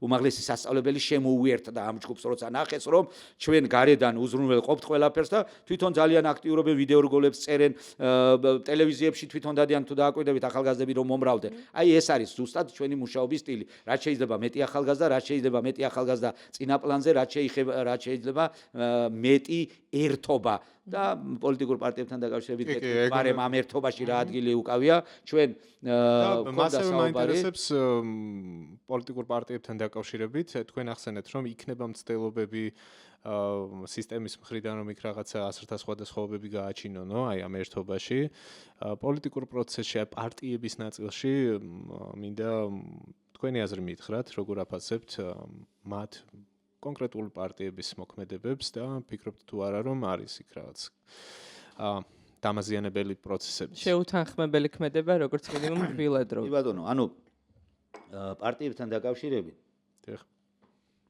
მინდა გითხრათ რომ მთელმა ქვეყანამ იცის რომ ერთობა არ არის მათთან მიუხედავად იმისა რომ მიზანი ერთი აქვთ და ყველას უნდა რომ რეჟიმი გაუშვან რაღაც შეხების წერტილებიც კი არა აქვთ ჩვენ შევხვდით მათ და ვნახეთ მაგრამ ნახეთ ჩვენ ერთობაში მათ ვთავაზობთ ესეთ პოზიციას რომ ისინი უნდა იყვნენ ჩართული ჩვენს პროცესში აუცილებლად, მაგრამ ვიწრო პარტიულ მერკანტილური ინტერესები უნდა გადადონ გვერდზე და უბრალოდ უნდა შემოგვიერთდნენ თავიანთი ელექტორატით, თავიანთი ხელმძღვანელებით, თავიანთი ლიდერებით და უნდა დადგენ როგორც რიგითი ჯარისკაცი, როგორც ყველა ჩვენთაგანი ვდგავართ. არავინ ლიდერი არ არის, არავინ ბელადი არ არის, არავინ უფროსი არ არის. აი ესე უნდა შემოგვიერთდნენ და ამასთან დაკავშირებით ჩვენ გვქონდა ამ პარტიებთან საუბარი. რაც შეეხება აი გაჩნდება რაღაცაზე და მე ვფიქრობ რომ რაღაცები გაჩნდა უკვე და განსაკუთრებით ადგილობრივი თვითმმართველობის არჩევნებაში მონაწილეობასთან დაკავშირებით. ამ თემას ძალიან მაგრად ეჭიდება,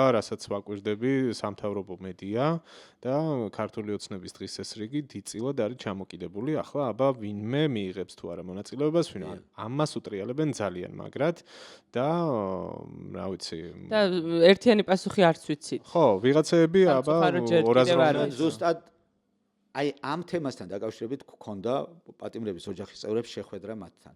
თქვენი პოზიციები როგორია? ხო, აი თუნდაც არჩევნებში პარტია იყო წარმოდგენილი ლიდერების სახით, გახარიას გარდა, თითქმის ყველა ლიდერები იყვნენ, გახარიასგან იყო წარმომადგენელი წკიტიშვილი.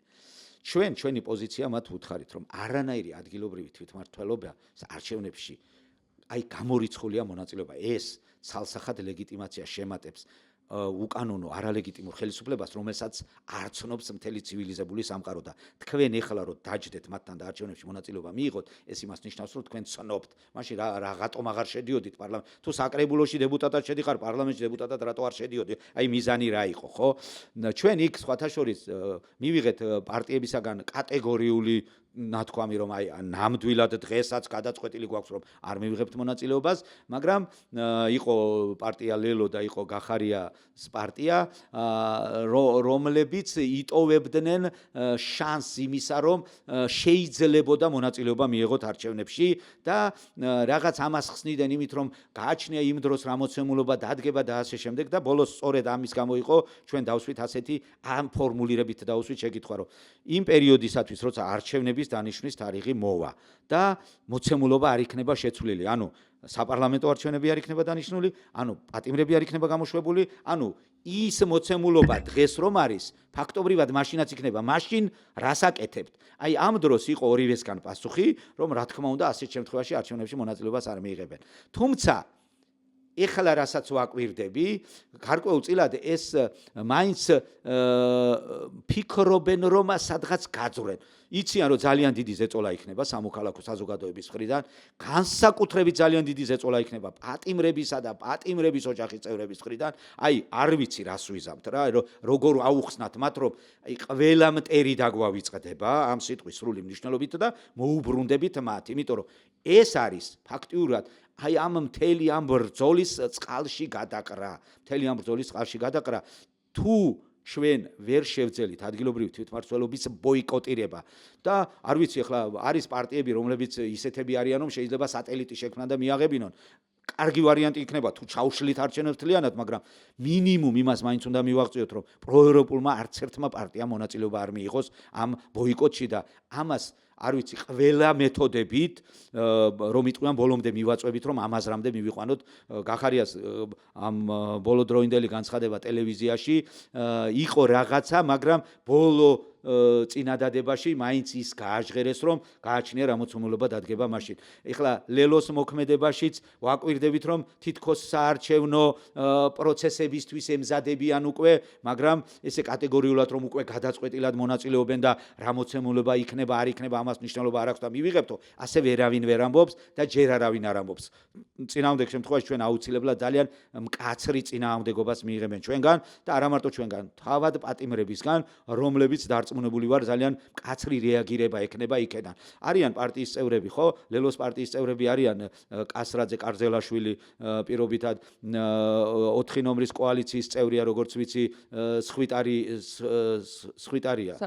სხვიტარიძე, ხო? საბა, ანუ ჩვენ ოჯახის პატიმრების ოჯახის წევრების ყავს სხვადასხვა პარტიის წარმომადგენლები, მაგრამ ჩვენი ერთიანობა არის და სულისკვეთება იმ მიმართულებით, რომ არ ვიცი მე ახლა რას ფიქრობენ ის პარტიები, მაგრამ მისი პარტიების ოჯახის წევრები ჩვენთან ფიქრობენ, რომ არანაირი არჩევნები გაგონება არ უნდა არავის. დარწმუნებული ვარ, სხვიტარიძის ოჯახი პირველი აუმხედრდება იმას კოალიციას, რომ რამე გაბედონ და დარწმუნებული ვარ, ლელოს კიდე ისა კასრაძისა და კარზელაშვილის ოჯახი პირველი აუმხედრდება ლელოს, რომ რამე გაბედონ და ჩვენ აუცილებლად ამ საქმეს ისე მივიყვანთ ბოლომდე, რომ მე დარწმუნებული ვარ, რომ აი ამ განსაცდელის წინაშე პატიმრების ოჯახის წევრებს და ქვეყანას არ ჩააყენებენ და აუცილებლად მივაღწევთ იმას, რომ თუ არაფერი არ შეიცვალა და თუ ჩვენ ვერ გადავტეხეთ სიტუაცია, მაშინ ადგილობრივი თვითმმართველობის ბოიკოტირება, აქტიური ბოიკოტირება, არ ვიცი მე, ლამის ყველა მეთოდის, ყველა მშვიდობიანი რესურსის გამოყენება შეიძლება, რაც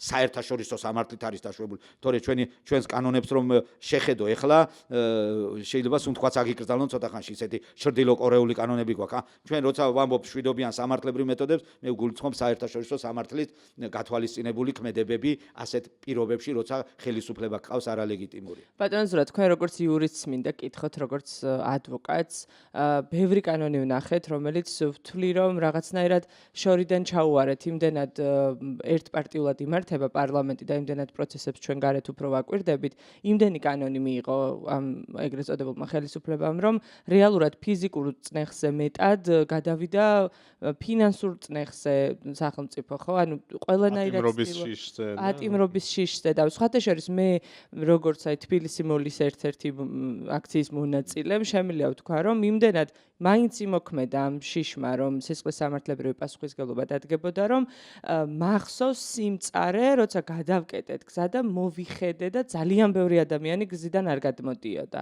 და მე ეს, იმიტომ რომ ძალიან ბევრი ხალხი იყო. ნამდვილად ძალიან ბევრი ხალხი იყო, მაგრამ აი თითქოს ის ვერ შედგა, რომ მე რომ ქუჩაზე გადავედით, აღმოჩნდით ცოტანი შესაბამისად პოლიციამ უფრო ალყაში მოგვაქცია, ვიხვეწებოდით რომ ძალიან, მაგრამ მეორეს მხრივ თითქოს მინდა ამ ადამიანებსაც გაუგოთ, რომ გამოდიან, გვერდში გიდგანან, უბრალოდ შეიძლება იმდენი სითამამე არ აქვთ. თქვენ საუბრობდით აქ კანონებზე, მათ შორის აი პოლიციაში ცვლილებებზე.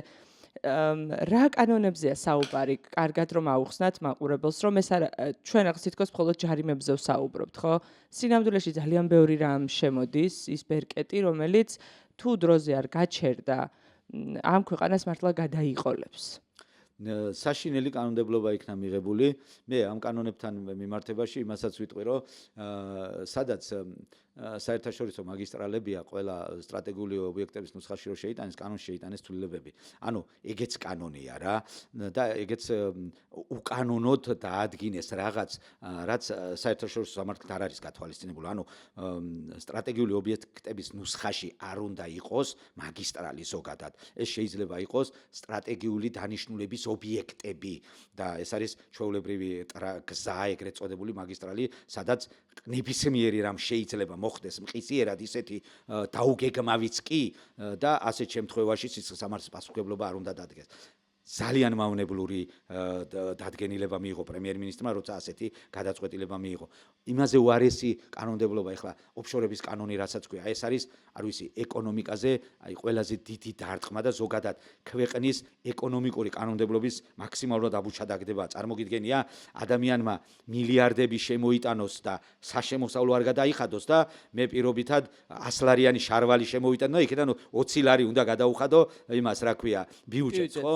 აი ამაზე დიდი მავნებლური რა შეიძლება იყოს და სხვათა შორის ეკონომიკური სურათი გარკვეულწილად დააყენა მაგ ოფშორების კანონმა. ანუ ნახეთ, შემოდინებული თანხა იყო ერთი კაცის და ერთი ჯგუფის, მაგრამ შემოდინებული თანხა იმდენად აისახა ვალუტაში, რომ ანუ შეინარჩუნეს ეკონომიკური ზრდის მიხედვით ციფრი შეინარჩუნეს. როგორც ვიცი, წინა თვეში 9 თუ 10%-იანი იყო, იმაზე წინ უფრო დიდი იყო. ანუ რაც უფრო მეტი ქონება შემოზიდა ივანიშვილმა, ეკონომიკური ზრდის მაჩვენებელი ციფრობრივად სტატისტიკითაც, ხო, აი იმაში ავიდა, ზევით ავიდა და ამით კიდე პროპაგანდა გააძლიერეს, რომ ეკონომიკა არათუ გვაემგრება, არამედ ბრწყინავს და პირიქით განვითარებს და ამ ფულის ერთი კაპიკი რომ მოსახლეობას არ უწევდა, ეს ხომ ყველამ ვიცით და ერთი კაცის ფულმა ისაქნა შეცვალა ეს ციფრი.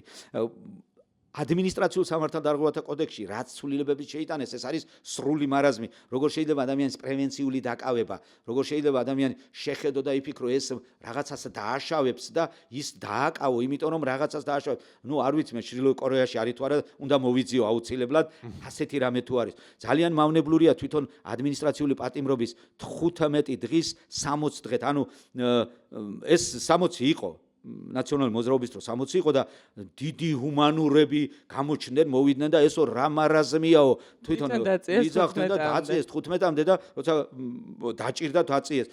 ჯარიმები, ადმინისტრაციული ჯარიმები ზოგადად უნდა გამომდინარეობდეს. ადმინისტრაციული სამართალდარღვევა რატო ქვია მაგას? იმიტომ რომ უნდა გამომდინარეობდეს საშუალო ხელფასში და პროდუქტი მოსახლეობის სოციალური მდგომარეობიდან, ცხოვრების დონით, განსაზღვრიდან და ასე შემდეგ. ანუ ადამიანს ურჩევნია ჩაჯდეს ვიდრე 5000. პირადად მე მაგალითად მომხრევა. დიდხანს მოგიწევთ იმდენი ჯარიმა. 17 ჯარიმაზე 85,000 ნამდვილად მირჩევნია 2 თვე ვიჯდე.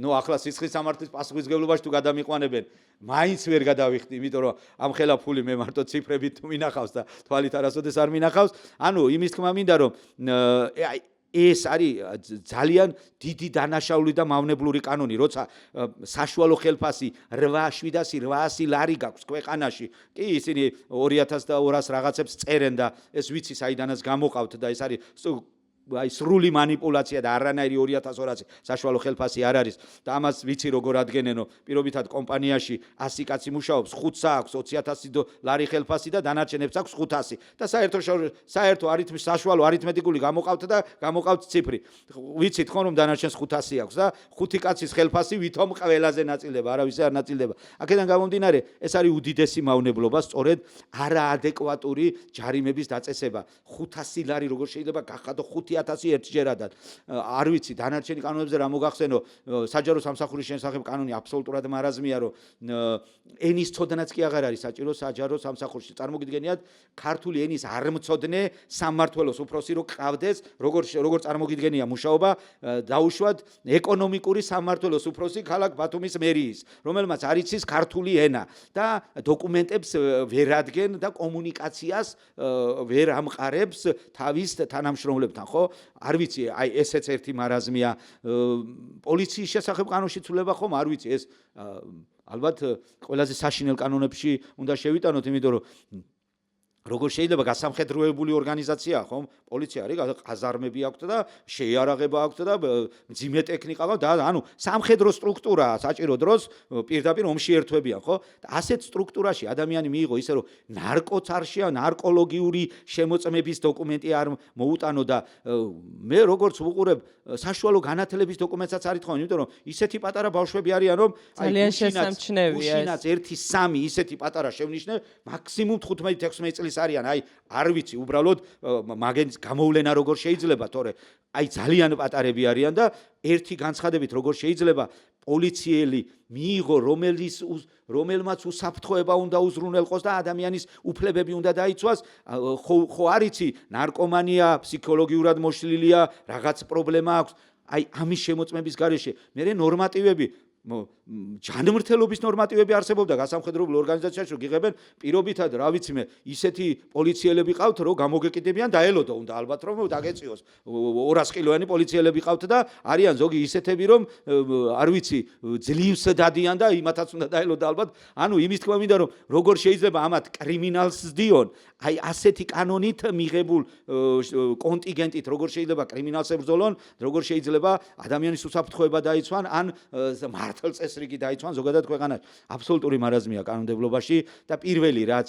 აი რეჟიმი რომ მოშორდება პირველი რაც არის გასაკეთებელი აი ეს ყველა ძალიან ბოროტი მავნებლური და უკანონო კანონები არსებობს ესეთი სიტყვა უკანონო კანონები არის ერთ დღეში ერთი ხელის მოსმით არის გასაუბრებელი იმიტომ რომ მე შეიძლება ვინმე ცუდუნებები გაუჩნდეს კი ძალიან ბევრმა იცის რომ აი მათ მიღებული კანონებით უნდა გაასამართლო ესენიო მათ უნდა ახდევინო 5000 არიანი ჯარიო და ასე შემდეგ მე მოვლენ ჭვაზე მაგრამ მე მაგას არ ვეთანხმები ღალატიცხვა ჩაიწერა უკვე კანონში რომელიც დაბრუნდა და ანუ საშინელი კანონი ეგ მოუხდება კარგით ფარადა ახლა მეორეზე აღარ ვილაპარაკოთ კარგით იცით უკვე საზოგადოებამ კარგად იცის ეს კანონი ნუ მეტნაკლებად ალბათ იციან არ ვიცი პატარონ ზურაბ მე მინდოდა მეკითხა თქვენ ახსენეთ ჯარიმები 17 ჯარიმა მაქვსო მაგრამ მოდი ამას გვერდი აუაროთ ცოტა ხნით სხვა ტიპის ზეწოლაზე მინდა კითხოთ რას წააწყდით აი ამ დროის განმავლობაში რა მეთოდებს პირადად თქვენ წინააღმდეგ თქვენი ოჯახის წინააღმდეგ თქვენი გარემოცვის წინააღმდეგ და როგორ მუშაობენ მაგ ნაწილში როგორც ცდილობენ ადამიანების გამოთიშვას პროცესიდან. რა მეთოდებით? და რას ურჩევდით იმ ხალხს, ვინც მარტივად შეიძლება რაღაცა დაემორჩილოს ამ პროცესს, ანუ შეეშინდეს, რა მუშაობს მაგის ყველაფრის წინააღმდეგ და თქვენ რა გამოცდილება გაქვთ ეს? ანუ ყველა მეთოდს ტესტავენ, რომელი მეთოდი უფრო გაამართლებს და ყველაფერს იყენებენ. შეშინება არის ტროლები, ბოტების შემოსევა და ლანძღვა, ბინძური და ყველაზე საზიზღარი რაღაცების კადრება, რომელიც მაქსიმალურად შეიძლება ფსიქოლოგიურად მოგშალოს, ეგენი რომ წაიკითხო, შეიძლება ჩაკვე ბოლოში გაგიჟდე ისეთ რაღაცები, ისეთი ბინძური რაღაცები შეიძლება იყოს. არის შანტაჟი, არის მუქარები, მე მაგალითად ძირითადად ჩემს მიმართ. აი თქვენ გამოცდილებაზე მოგვიყვებით კონკრეტულად, ეხლა რაიმე პოლიციური ღონისძიებები არ ტარდება, ვაკვირდები, მაქსიმალურად მერიდებიან, რომ აი მე უფრო არ ვერიდები, ისინი უფრო მერიდებიან, აშკარად ცდილობენ, რომ ჩემთან არ კონდეთ შეხება და სწორედ ამ ბოლოს ადმინისტრაციულით რო დააპატიმრეს ესეთი ლევან ზაზაძე ახალგაზრდა, ის ბიჭი შემოვიდა ჩემს გასაყვანად. მე გამომათრიეს და ის დაიჭირეს და ვეძახდი, რომ ეს რა შუაშია, ეს ჩემს გასაყვანად მოვიდა და ვერ გამოუგლიჯე ხელი და ის წაიყო. ანუ გრძნობ, რომ მაგრამ აქ სხვა მეთოდები. ეს პოლიტიკური გარჩევაა რა. კი, აბსოლუტურად. ეხლა მე თუ ადმინისტრაციის სამართალდამცავად ჩადივარ, მეორეს რატო იჭერ, ხო? მე ხო? თუ მე ვიდექი და 17 მაური ატყდება. ანუ პოლიტიკური სწორედ ამიტომ გეკითხებით, ანუ შერჩევითი სამართალია აბსოლუტურად ყველგან, რომ აი მე არ მეხებიან, იმიტომ რომ აი შვილი პატიმარი ყავს და ატყდება ეხლა მთელი ამბავი, მამაც შეაგდეს რაღაცა, როგორც საერთაშორისო ისე შიდამღელვარება და ასე შემდეგ, მე მარიდებენ და იჭერენ აბსოლუტურად უდანაშაულობას. ეს არის ზუსტად დანაშაული და თქვენზე როგორ მუშაობენ? ჩემზე როგორ მუშაობენ? ტროლები შემოდიან და ბინძურად მაგინებენ ამ სიტყვის სრული მნიშვნელობით. მეც სიმართლე გითხრა, ვიცი რომ ტროლია, მაგრამ მაქსიმალურად ვცდილობ გავარკვიო და არის შემთხვევები, რომ ისე შევდივართ ერთმანეთთან კონფლიქტში, რომ ანუ სახეს მაჩვენებენ და იმუქრებიან, რომ აი ერთშვენიერ დღეს აუცილებლად რაღაც სერიოზული პრობლემა შემექმნება. აი იყო ასეთი რამოდენიმე შემთხვევა, სხვათა შორის გუშინაც იყო, დღეს დილას იყო ესეთი შემოვარდნა ერთი, რომელმაც ძალიან ესეთი მუქარები და ასე გიზავთ და ისე გიზავთ თელს ოჯახს და ასე შემდეგ და რომ უთხარი რომ რისი გამკეთებელი ხარ შენ, როცა სახეს მალავ და არ შეგიძლია ტროლი ხარ, გახსნა მისი გვერდი და მაჩვენა აი ეს ვარო და მიმახსოვრეო. და ვნახოთო და მეთქი კი ბატონო მე არ მაქვს პრობლემა ნებისმიერ ხო არო ცემით განადგურებით ყველაფრით გემუქრება რა თქმა უნდა ეხლა დედის გინებაზე და აი მათ ოჯახის დაწიოკებაზე და ოჯახის გინებაზე და აი არ ვიცი ყველაზე ბინძური ფანტაზიების გინებები რო წარმოიდგინო აი ეგეთი გინებები მოდის რა ჩემი შვილის მიმართ და არ ვიცი ეხლა აი როგორ ავხსნა ისეთი ბინძურია რომ ტერმინოლოგიურად ვერ იტყვი საკუთარ თავსაც რომ უთხრა შეგწყვება ასეთი სიტყვები თუ არსებობს ერთობლიობაში რომ რაღაც წინადადების სახით ჩამოყალიბდეს. აი ესეთი მეთოდები არის ჩემს მიმართ. ცდილობენ რომ ნერვები მოგიშალონ, გაგტეხონ და აი ეგ არის ხო? არის შანტაჟი თავისთავად მუშაობს იქეთ რა ვიცი მე დედმამიშვილები მყავს, დედა მყავს 90 წლის რაღაცა, აი რაღაცეების მინიშნება არის, აი შენ ამ დროს აქ მუშაობდი და თუ გახსოვს და რაღაცა ხო ხდებით და აი ესეთი რაღაცები რომ იყო პერიოდი მაგალითად 2016-დან 2020-დან 2016-დან 2020-დან უბრალოდ აჭარის პროფესიული კავშირების გაერთიანების თავმჯდომარე ვიყავი. ამირჩიეს და მუშაობდი 24 წამდე, 24 წელში რაღაც გადატრიალებასავით მომიწყეს და ну გამომაგდეს წამოვედი. აი თითქოს იქ რაღაცეები არის რომლებსაც მომიძებნიან და აი შეიძლება რეალურად დანაშაული მომიძებნონ და დამიჭირონ იმ თვალსაზრისით. და მაგაზე მაგ დეტალებზე ინფორმაცია სისტემის გარეთ შეიძლება რომ ვინმეს ქონოდა? მაგალითად. ანუ მე კავშირი მინდა ვიპოვო ამ შემთხვევაში. ანუ საიდან მოდის ეგ ხალხი და მაგათი ინფორმაცია? არა რა თქმა უნდა სისტემაში არიან სუყველა და ესენი სუყველა არიან სუსის მოგზავნილები ამ სიტყვით მე დემონსტრაციულად სუსი დადის და დემონსტრაციულად ესე გიღებს აკიulis გადაგიღებს, ჩამოგიulis გადაგიღებს. ანუ გაშინებს, რო გიღებს. მე აქ ვარ მეგიყურებ. ხო, მე აქ ვარ მეგიკონტროლებ. სული იმათ ვეუბნებ, ძალიან ბევრი გამიჩერებია და მე ეხლა რომ მიიღებ 90 მიყურებს იქედან კამერა, ეხლა შენმა ერთმა გადაღებამ რა უნდა ბევრი გვაქვს გადახდილი მაგ კამერებში. ერთი იყო მოგზავნილი მაგალითად, წარმოგვიდგა როგორც ციხიდან გამოსული, ისე ეტყობოდა ვიზუალურადაც რომ ახალად გამოსულს გავდა ციხიდან, რომელმაც თქვა რომ ჩემ შვილს და იმათ იცნობს ციხეში შეხვდა და ისო საპატიმრო ბარათის კოდი მომეციო რომ ფული უნდა ჩაურიცხო რაღაცეები ეს ვითომ კეთილის მსურველები ხო? დამეგობრებას ცდა და ოჯახებთან დამეგობრებას ცდილობდა, მაგრამ უცბად გამოვავლინეთ, იმიტომ რომ მისი იქ დგომის პერიოდში, ჩვენთან საუბრის პერიოდში ჩამოიარა ადამიანმა, აი რომელიც აი იმ წუთში მივხვდი რომ სუსის თანამშრომელი იყო რა და ასე გავხედე და მას ვეუბნები ვინც მოგზავნილი იყო ეს ეხლა მეთქი აშკარად არის სუსის თანამშრომელი მეთქი რა და სულ რაღაც 3 წუთში წავიდა ეს სუსის თანამშრომელი და 5 წუთში ეს პიროვნება მეუბნება რომ გავალო 2 წუთითო და მოვალო გავიდა დაეწია იმ ტიპს რაღაცა უთხრა და ორივე ერთად სწრაფი ნაბიჯით გავდიან ანუ აშკარად მოგზავნილი იყო როგორც კი მიხვდა რომ გამოვავლინეთ რომ წავიდა იმის მერე აღარ გამოჩენილა და ესეთი მრავალი ფაქტებია რა რომ დემონსტრაციულად გიღებენ გაშანტაჟებენ გაგინებენ გაფურთხებენ პირობითად ფსიქოლოგიურად მოშლას აპირებენ და ასე შემდეგ აი მრავალი მეთოდი აქვთ და კომპლექსურად იყენებენ ამას და ჯერ ესე ფიზიკურ ზეწოლას და რაღაცას ჯერჯერობით არ არის თუ ერთ იმ ფაქტს არ გამოურიცხავთ ტიტუშკა რომელიც მოვიდა და აპირებდა ხელის დარტყმას მაგრამ სამწუხაროდ მას იქეთ მოხდა ამ შემთხვევაში გაგვიმართლა რომ დროული რეაგირება მოვახდინეთ და თან გავარიდეთ თან საკადრისი პასუხიც მიიღო. აი დაახლოებით ასე სხვების მიმართაც იგივე მეთოდები. სხვების მიმართაც არის ახლა აი პატიმრების ოჯახის წევრებს. კონკრეტულად სხვა პატიმრებთან მიმართებაში ახლა რაიმე დეტალი რო ვთქვა არ იქნება არა, ნუ უბრალოდ მაგრამ საერთო ტენდენცია ასეთია, რომ ყველა ცდილობენ ციხის დედების მიმართ უფრო რბილი დამოკიდებულება აქვთ ქალების მიმართ, იმიტომ რომ ქალები ცოტა გარკვეულწილად არიან ისეთი დედები, რომელიც ძალიან რისკიანი არიან და არაფერს არ დაუთმობენ და შეაკვდებიან შვილის გამო, აი ცოტა მორიდება უფრო აქვთ. ჩემთან უფრო მკაცრები არიან შედარებით მშობელ დედებთან მიმართებაში. კეთილის მსურველები ბჭყალებში არ არიან ხოლმე, რომ აი გაჩერდით, არ გინდათ რაღაცას. ვითომ ძალიან შინაურები. არა, კეთილის მსურველები არიან როგორი, იცი რომ მოდიან იმისთვის რომ დაგვეხმარებიან საპროცესოს გაუფორმებენ ჩვენ შვილებს და გამოუშვებენ ციხიდან. აი ეს არის ეს მაგალითებიც ნახეთ ხო? კი არიან. ჯერეთი რომ ინდივიდუალურად ცდილობენ რომ თვითონ პატიმრებზე მოახდინონ გავლენა, აქეთ ოჯახებზეც არის ის რომ პირობითად არის შემოთავაზებები, ყველას ყავს ვიღაც რაღაც სადღაც სტრუქტურებში, ხო?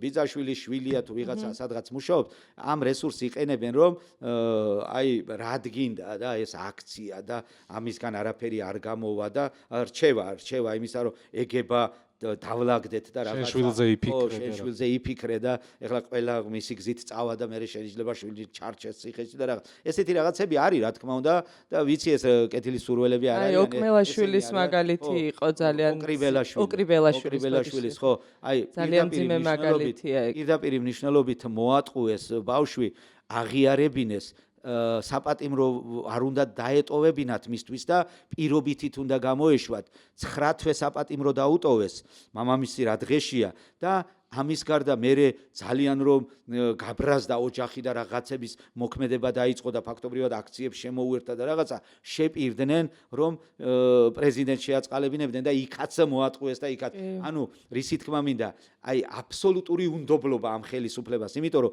მხოლოდ მის საქმეს გაიკეთებს რეჟიმი რატო ქვია ეს ხო სახელმწიფო არ არის ეს ხომ დემოკრატიული სტრუქტურები არ არის აქ ხომ პასუხისმგებლობა და სახელმწიფოებრივი აზროვნება არ არის აქ ხომ მთელი ძალა და ძალისხმევა იმისკენ მიდის რომ რეჟიმი გაიმაგრონ ნებისმიერი უკანონო მეთოდები აბა კანონიერი მეთოდებით რეჟიმი არ მაგრდება და თან მის საქმესაც ხო გააჩნია ხშირ შემთხვევაში ბატონ ზურაბ ეს ყველაფერი ერთდღიან რაღაცა საინფორმაციო კამპანიაზე ხოლმე გათვლილი რომ რაღაც სხვა თემა გადაიფაროს და ვითომ იქ რაღაცა არ ხდება ანუ მეორე დღეს ფაქტობრივად აღარავის არაფერი არ ახსოვს ამ რეალობაში ვცხოვრობთ ესეთ ტემპში ვცხოვრობთ ხო თუმცა მე მგონი ძალიან კარგად გვახსოვს არა მე გულისხმობ იმას მათი მიზანი რა არის რომ აი რა თქმა უნდა ერთ დღეს ნიუსი გავიდეს, აი ამან აღიარა თუ რაღაცა, მე თქვან რომ აი ყველა ერთ ქვაფში მოუხარშეთ, რაც არის. და მორჩი ჩაიარა ამბავმა, მათთვის ერთდღიანი ამბავია.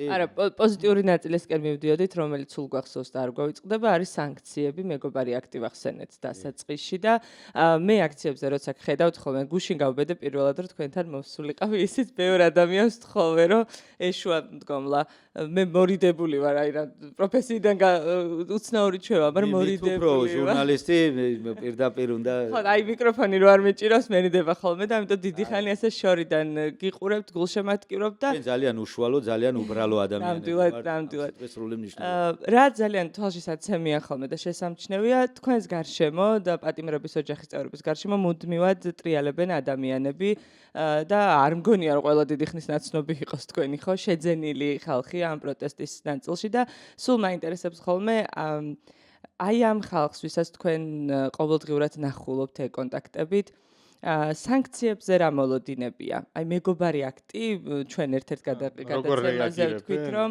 ხო, აი მუხტს რამდენად ეხმარება ეს ყველაფერი, ხო? ერთია რომ ახალგაზრდები ელოდებიან რომ რაღაც თავი დადონ, დიდი მოხდეს, მაგრამ მეორეა რომ პროცესში ვხედავთ რომ ნიშნულოვანი ესეთი ევროპული ბიუროკრატიით, ამერიკული წესებით, მაგრამ პროცესში შემოდის ეს უცხოური ძალად თქვი კინაღა. ხო, ანუ აი შემოდის ის მნიშვნელოვანი პერკეტი, რომელიც ხო ნაბიჯ, რომელიც რეჟიმს ებრძვის. რას ფიქრობენ ამაზე ადამიანები და მნიშვნელობას კარგად თუ ხვდებიან, რომ ეს ყველაფერი პროცესში გასაკეთებელი საქმეა და იხმალ მათ შორის ის რომ მათი დამსახურებაა. კი, რა თქმა უნდა, უწყვეტობის დამსახურება ეს ყველაფერი. სხვათა შორის საპროტესტო ელექტორატს, ვინც ქუჩაში არის, კარგად ესმის. ეს არის იმედი. ყველაზე სიტყვასაც მნიშვნელობები იმდენად გაუუფასურეს, რომ ხანდახან სხვა სინონიმი მოვძებნო მეთქი, მაგრამ არ არის. იმედი მშვიდობა და იმედი. იმედი მშვიდობა უცდება. კი ბატონო. ხო, და ანუ მეგობარი აქტი და ზოგადად საერთაშორისო მხარდაჭერა და სანქციები ეს არის იმედი. ოღონდ ისიც იციან, რომ მათ არანაირი სამართლებრივი საფუძველი არ ექნებათ, თუ არ იქნება ქვეყანაში პროტესტი და განსაკუთრებით ქუჩის პროტესტი. სახლში ამირან გულში მღეროდა პროტესტი, აი ამ შედეგს არ მოიტანს. ჩვენ არა მარტო პატიმრების ოჯახის წევრობა, ყველა მიცის იქ ვინც დგას და კონკრეტულად ჩვენ გქონდა შეხვედრა ევროკავშირის ელჩებთან, ქვეყნების ელჩებთან, თვითონ ევროკავშირის ელჩთან, რომლებიც აი ღიად საუბრობენ იმაზე, რომ ის რაც კეთდება, იმ დოზით კეთდება, რა დოზით პროტესტიც არის გარეთ. პირდაპირ მნიშვნელობით გერმანიის ელჩმა თქვა ესე, თქვენს საქართველო ეკუთვნის ქართველ ხალხს. ქართველი ხალხის გასაკეთებელს ვერ გააკეთებს ვერც გერმანია, ვერც საფრანგეთი, ვერც ამერიკა. რა ხარისხის პროტესტიც იქნება, აი ეს პროტესტი მოგცემს საფუძველს იმ დოზითა და ხარისხით განვახორციელოთ სანქციები. ეს ხომ პირდაპირ იმას ნიშნავს, რომ ქუჩაში 100,000 კაცი იდგებით, სხვა მხარდაჭერა გექნება, 5,000 იდგებით, სხვა მხარდაჭერა. ეს ყველა მიცის და შესაბამისად, თუმცა არის კატეგორია ადამიანებისა, აი ძალიან მშვიდობის მოყარე, რომელიც ფიქრობს, რომ ეგება ამერიკამ და მეგობარმა აქტმა ისეთ დღეში ჩააგდოს ესენი, რომ მას არ დაჭირდეს რაღაც ზედმეტი ძალისხმევა, მაგრამ რეალურად ყველა მიცის, რომ აბსოლუტურად პროპორციულია და ეს ერთმანეთთან არის კავშირში. რაც შეეხება თვითონ მეგობარ აქტს, ეხლა მეგობარი აქტი რატომ არის განსხვავებული აქტი სხვა სანქციებისგან? ეს არის სისტემური კანონია, კონკრეტულად კანონია, რომელიც კონკრეტულ ადამიანების რაღაც ნუსხას არ ამტკიცებს, ხოლო აი დღეს პირობითად 100 კაცია ნუსხაში და მეგობარი აქტი ვრცელდება მხოლოდ 100 კაცზე. ასე არ არის. ნახეთ როგორი კანონია ეგ. ესე იგი თუ ხვალ ზეგ კანონის ამოქმედების შემდგომ ვინმე აღმოჩნდება ისეთი, რომელიც პირობითად იმუშავებს ირანის, რუსეთის და ჩინეთის გავლენების გაღრმავებაზე, ისიც შემდგომში შესაძლებელია შეყვანილი იქნას ამ სიაში. ამიტომ ამიტომ ვერ გაასწრო. თუნდაც 2000 ყარიბაშვილმა ამიტომ ვერ გაასწრო წლიდან მაქსიას. ყარიბაშვილი ძალიან უნდოდა, მაგრამ ვერც ვერავინ ვერ გაასწრებს. ეს არის ყოვლის მომცველი. სხვათა შორის იქ ადრე იყო საუბარი მხოლოდ ანუ ვინც ქართული კანონმდებლობა დაარღვია, ვინც ადამიანების ცემა, ვინც არასწორად გაასამართლა, ვინც საქმეების შეკერა.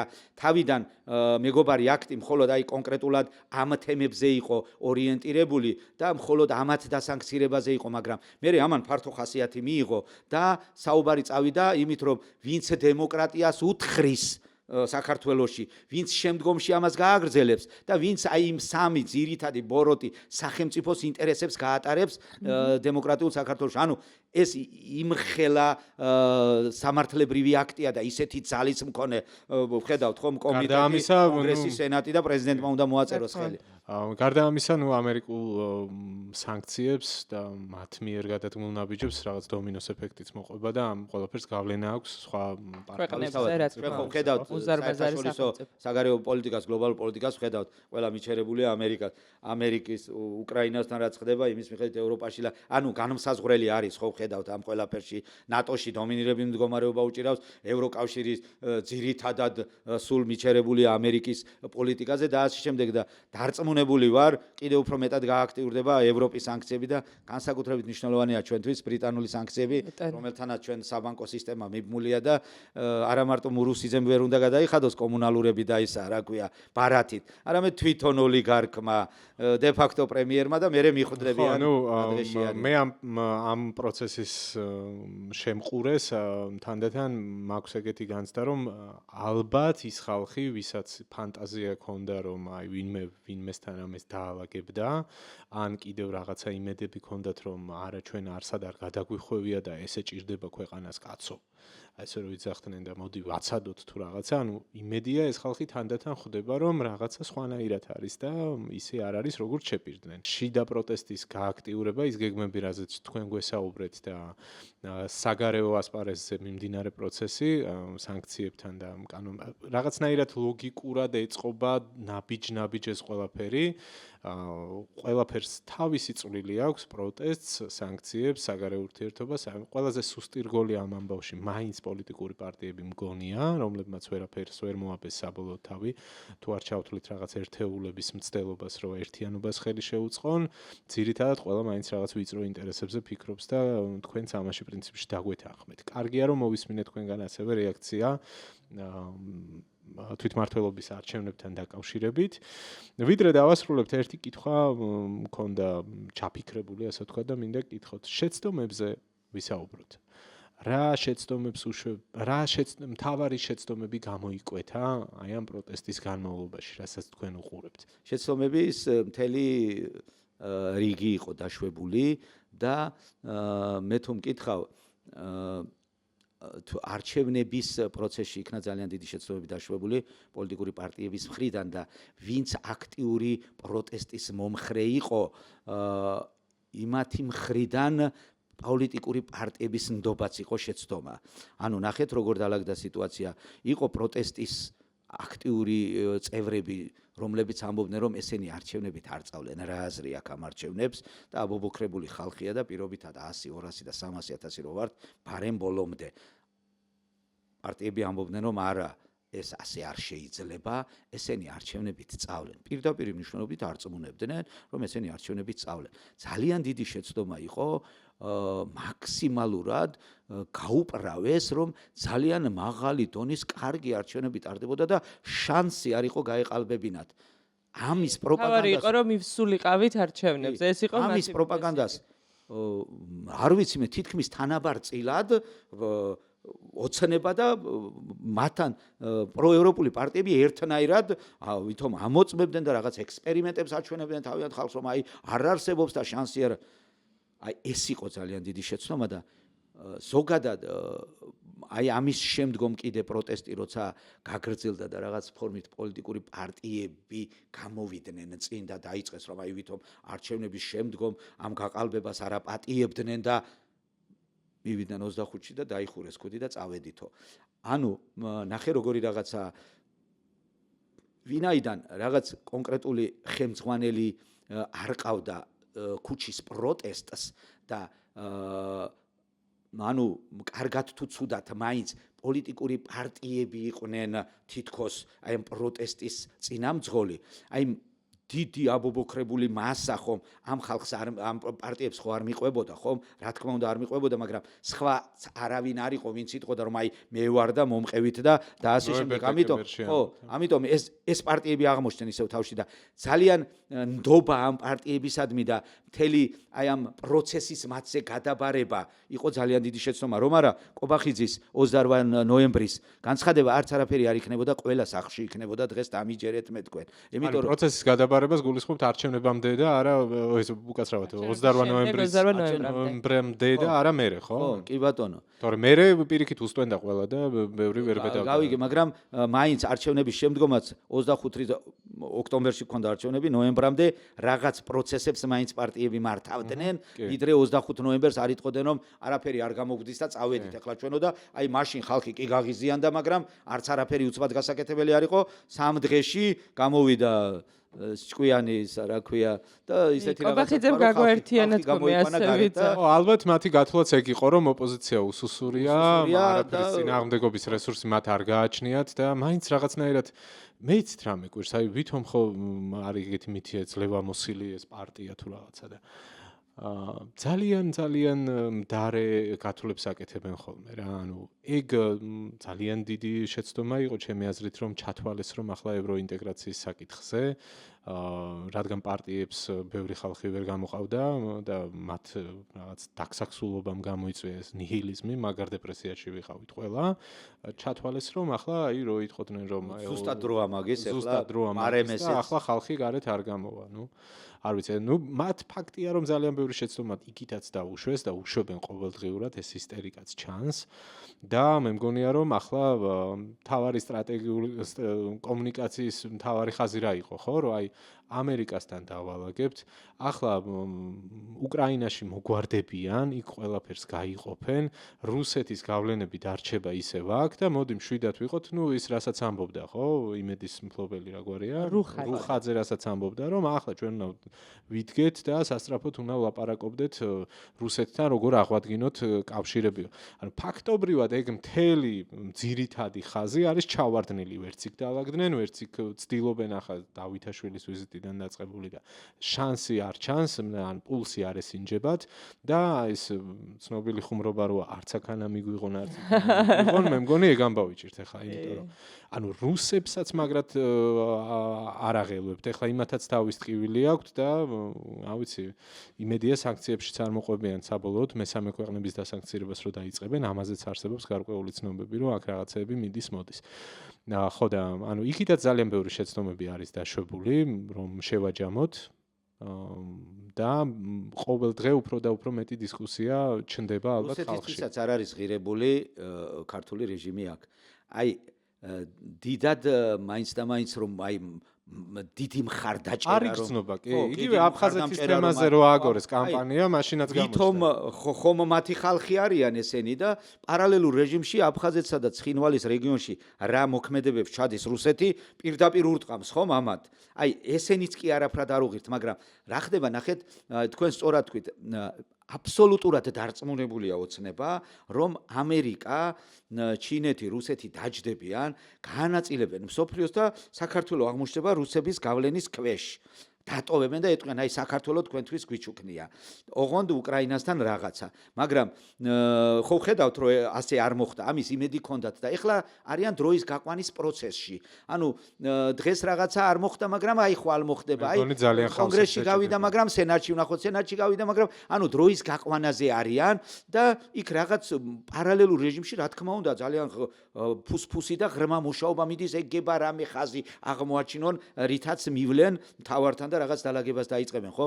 და ახლა რაც შეეხება დავითაშვილის ჩასვლას იქ და დალაგებას, ვიცით ხომ, თანაშემწის მესამე მოადგილე თუ ვიღაცა რო შეხვდება იქ, რა უნდა დაალაგო, აი გამორიცხულია ხომ, ეგეთი რაღაცეები და აქედან გამომდინარე პოლიტიკური გათვლები, აი როგორ გითხრათ, საერთოდ ორიენტაცია დაკარგულია. მე მიჩნდება ხოლმე განცდა, არ ვიცი დამეთანხმებით თუ არა, რომ მაგ ხალხს საერთოდ ინფორმაცია არ აქვს, რას აკეთებინებენ.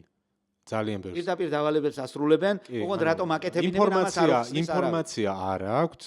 გონია, ანუ ძალიან მაღალ დონეზე ვსაუბრობ ახლა.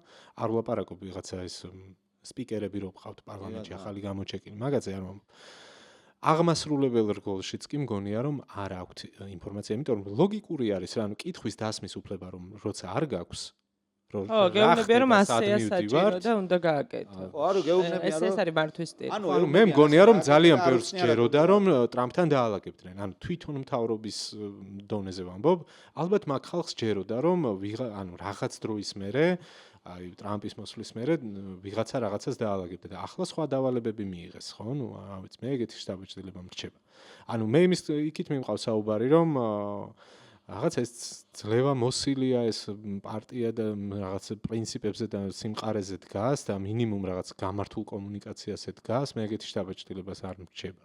არ არის ძლიერი პარტია, არ არის მონოლითური პარტია და თამამად შემიძლია გითხრა რომ აი ერთვენიერ დღეს ხუხულასავით დაინგრევიან იდეური ერთობათან არ აქვს. არც იდეური ერთობა აქვს, არც ერთმანეთი არ უყვართ, ერთმანეთის დანახვა არ უნდათ. მერე ეს კადრების მინისტრების ჩანაცვლება, გამონაცვლება შიდა დაპირისპირება აქვს. ეხლა ყველა უყურებს უკრაინასთან რა მიმართულებით დასრულების რა პერსპექტივები გამოჩნდება, ყველა თავისი გზის ძებნას აპირებს, ვინ საით გაასწოროს, როგორი მოქმედოს. ყველა მიცის რომ როგორც რეჟიმების დასასრული ხდება, ხო? პირველი პირი წინადღით გეტყვის რომ მაგრად ვართ ყველა არსად არ წახვიდეთ და გათენდება რომ წასულათ თვითონ დაუტევები ხარ მარტო და მე რა ეს ხო ყველა მიცის და ყველა ემზადება თავისთავად რაღაცას იმზადებს რომ სადღაც გაასწოროს ან ვერ გაასწოროს. აქედან გამომდინარე შიგნითაც ისეთი ერთმანეთის აუტანლობა ეხლა რაც პირობითად წარმოვიდგინე აჭარის მაგალითზე ავიღოთ, ხო? 7 წელია რიჟვაძე ყავდათ და არ ვიცი აღმოჩნდა რომ ნახევარი აჭარის წილში მჯდარა მამამისი ყველა ბიზნესში, ყველა ქონებაში, ყველა მშენებლობაში და ასე შემდეგ, სადღაც ნახევარი მილიარდ დოლარის უკან მოტანას თხოვენ, მე მგონი. ანუ ხო ხვდებით შიგნით რა ამბავია, ყველას რაღაცა მოპარული აქვს, ყველას რაღაცა წაღებული აქვს, ყველამ ერთმანეთზე რაღაცეები იცის და აქედან გამომდინარე ერთმანეთის ნდობა არის აბსოლუტურად მინიმალური. სულ ყველა მიჩერებული არის ოლიგარქზე, ოლიგარქი ეუბნება რომ ყველაფერს დავალაგებ. ბიზნესმენები მიცვივდებიან რა ხდება. გვენგრევა თავზე არა, ნუ გეშინიათ დალაგება პროცესი მიდის. აი რა პროცესი მიდის, აი აქედან დამირეკეს, ეხლა რაღაცა ხდება. აი ეს არის დროის გაყვანის მეთოდი იმისა, რომ რაღაც ფორმით ეხლა ყველას ეუბნება უკრაინაში ომი რო დასრულდება, ჩვენს მიმართ აგრესია დასავლეთის მხრიდან შეწყდება. აბსოლუტური აბსურდი, არანაირ კავშირში არ არის უკრაინის ომის დასრულება, უკრაინის ომი რო დასრულდება, ეხლა ევროკავშირი აგრესია შეიძლება აქეთ ამოიღოს რუსეთიდან. ანუ ლეგიტიმაციას მიიღებენ ევროკავშირის ქვეყნებიდან თუ რა მოხდება? არანაირად არ მოხდება ეგ, ხო? და ვინმეს არ ვიცი რა წარმოდგენა აქვს, მაგრამ თავიდან ბოლომდე აბსურდია, ხალხი ცდილობს ახლა რომ სამშვიდობო შეთანხმებას მიაღწიოს და პარალელურად აქ ისევ ცოცხალია მითი, რომ ომში ჩართვას გვაიძულებენ და ანუ არ ჯდება. ბრძოლა მიდის მშვიდობის დამყარებისაკენ და აქ ვინმე ომი ატეხოს, ეგ არის გამორიცხული და ეს არის манипуляция, სპეკულაციებია იმისთვის, რომ ის ვინც ყავთ ელექტორატი ქვია თუ რა ქვია, მხარდამჭერები, პროპაგანდის მსხვერპლი, რომელსაც არ ვიცი, რაუდევთ თავში, აი ისინი გააჩერონ და არ მოხდეს რაღაც ფეთქებად საშიშ დენთის კასრზე ზიან თვითონაც ხო იცი. ეხლა სახეები რო გამოდიან და რაღაც ბობოქარ განცხადებებს აკეთებენ სახეზე, შეხედეთ ხო რა სახეები აქვს. მაგ სახის ადამიანი ეგეთ განცხადებას ვერ უნდა აკეთებდეს და შინაგანად ჩანს რა პროცესიც არის იქ, ხო? ხო, ბუტაფორია აბსოლუტური დარწმუნებული ვარ, რომ რა ვიცი, ეს მამას ლოგიკური დასასრული ექნება, რომ ამ რეჟიმს არაფერი არ ეშველება, ვერავინ ვერ დაიცავს და ეს რეჟიმი აუცილებლად შეიცვლება ახლო მომავალში ძალიან და რა ვიცი, ჩვენი მთავარი მიზანიც რომ ევროპისკენ სულა ეს მავნებლური კანონების გაუქმება ამ ახალგაზრდებისა და რა ვიცი, ყველას პატიმრების ციხეებიდან განთავისუფლება და რა ვიცი, ამ ქვეყნის მშენებლობაში ყველას ჩართვა. არაფერი არ მინდა გარდა იმისა, რომ სადღაც ნორმალური სამსახური ჩემი პატარა მქონდეს, ვიმუშაო და რა ვიცი, დანარჩენი ქვეყანა ვიცოდე რომ ევროპაში მიდის. წარმოგიდგენიათ ხელისუფლების ცვლილება და ამით დავასრულოთ. როგორი ფორმით წარმოგიდგენიათ? მე ხელისუფლების ცვლილება წარმომიდგენია გადადგომით. დაახლოებით 2-3 თვის განმავლობაში. ივნისის ბოლოს, სადღაც ივლისისკენ ვფიქრობ, რომ ისეთი არჩევნებს დანიშნავენ. არჩევნები შეიძლება სურვილი ქონდეთ რომ დანიშნონ, მაგრამ ამათ არჩევნებს აღარავინ დაანიშნინებთ ისე. გადადგომა ხო? გადადგომაზე იქნება უფრო ამბავი. თუ მანამდე დაასწრეს მოვლენებს და თქვეს რომ აი ბატონო, მოვდივართ არჩევნებზე ვნახოთ, მაგრამ თუ იქამდე მივიდა საქმე რომ აი გადადექი და მოდი ნუ გადავდგები და დავნიშნავ, აქ უკვე მოუწევთ გადადგომა. ასე წარმომიდგენია. ძალიან პოზიტიური მოლოდინია და გიერთებით მაგ მოლოდინში. მე მგონია რომ თქვენი როლი თქვენ შვილთან ერთად არის იმდენად დიდი ამ პროცესებში რომ თქვენ რომ მეუბნებით რომ ყველაფერი კარგად იქნება მეც ასე მოყვებით ამ იდეაში და ცოტა ხნის ხშირად ვკითხულობ ხოლმე 14 აპრილის მოგონებებს მოქმედი წევრების და იქ ხშირად ყველა წერილში თითქმის ისმის ასეთი ფრაზა რომ ახალგაზრდები რომ მივდიოდით მთავრობის სახლისკენ ჩვენი მშობლების თაობა გვაფრთხილებდა, ტიროდა, რომ ფრთხილად იყავით, იმიტომ რომ 78 წელს ან რა თქმა უნდა საშიში იყო პროტესტის გამართვა, მაგრამ ჩვენ ვიცოდით რომ ახალგაზრდები წინ რომ მივდიოდით, უკან ჩვენი მშობლები გვიმაგრებდნენ ზურგსო და მე მგონია რომ ამ პროტესტსაც ზუსტად აი ეს მუხტი აქვს, რომ წინ მყოფ ახალგაზრდებს ძალიან ბევრი წინა თაობა არ მინდა ხოლმე ვთქვა, უფროსი თაობა უმაგრებს ზურგს და ეგ რაღაცნაირად ძალას ყველას გვმატებს. დიდი მადლობა ამ შემართებისთვის, ამ უტეხობისთვის, რომელიც მადლობა დროისთვის. კი, რა თქმა უნდა, ჩვენთან რომ მოხვედით. შესაძლებლობისთვის რომ ვისაუბრეთ ბევრ საინტერესო თემებზე. მე მგონი კარგი საინტერესო საუბარი გამოგვივიდა და ისევ შევხვდებით ამ სივრცეში, ან სხვა სივრცეში. მინიმუმ აქციაზე გადავიკვეთებით ხოლმე.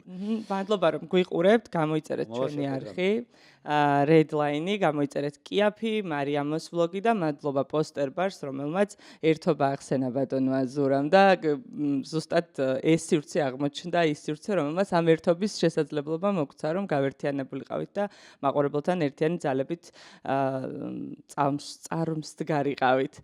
ზურა ცეცხლაძე, როგორც თავად ამბობს, ყველაზე მეტად ეს რეგალია სიამონებს, ზვია ცეცხლაძის მამა იყო ჩვენი სტუმარი. მადლობა რომ გამოიწერეთ არხი, აქ შეიძლებოდა თქვენი Coca-Cola ყოფილიყო. ეგ დღეს დადგება. კარგად იყავით, მოკლედ. დროებით.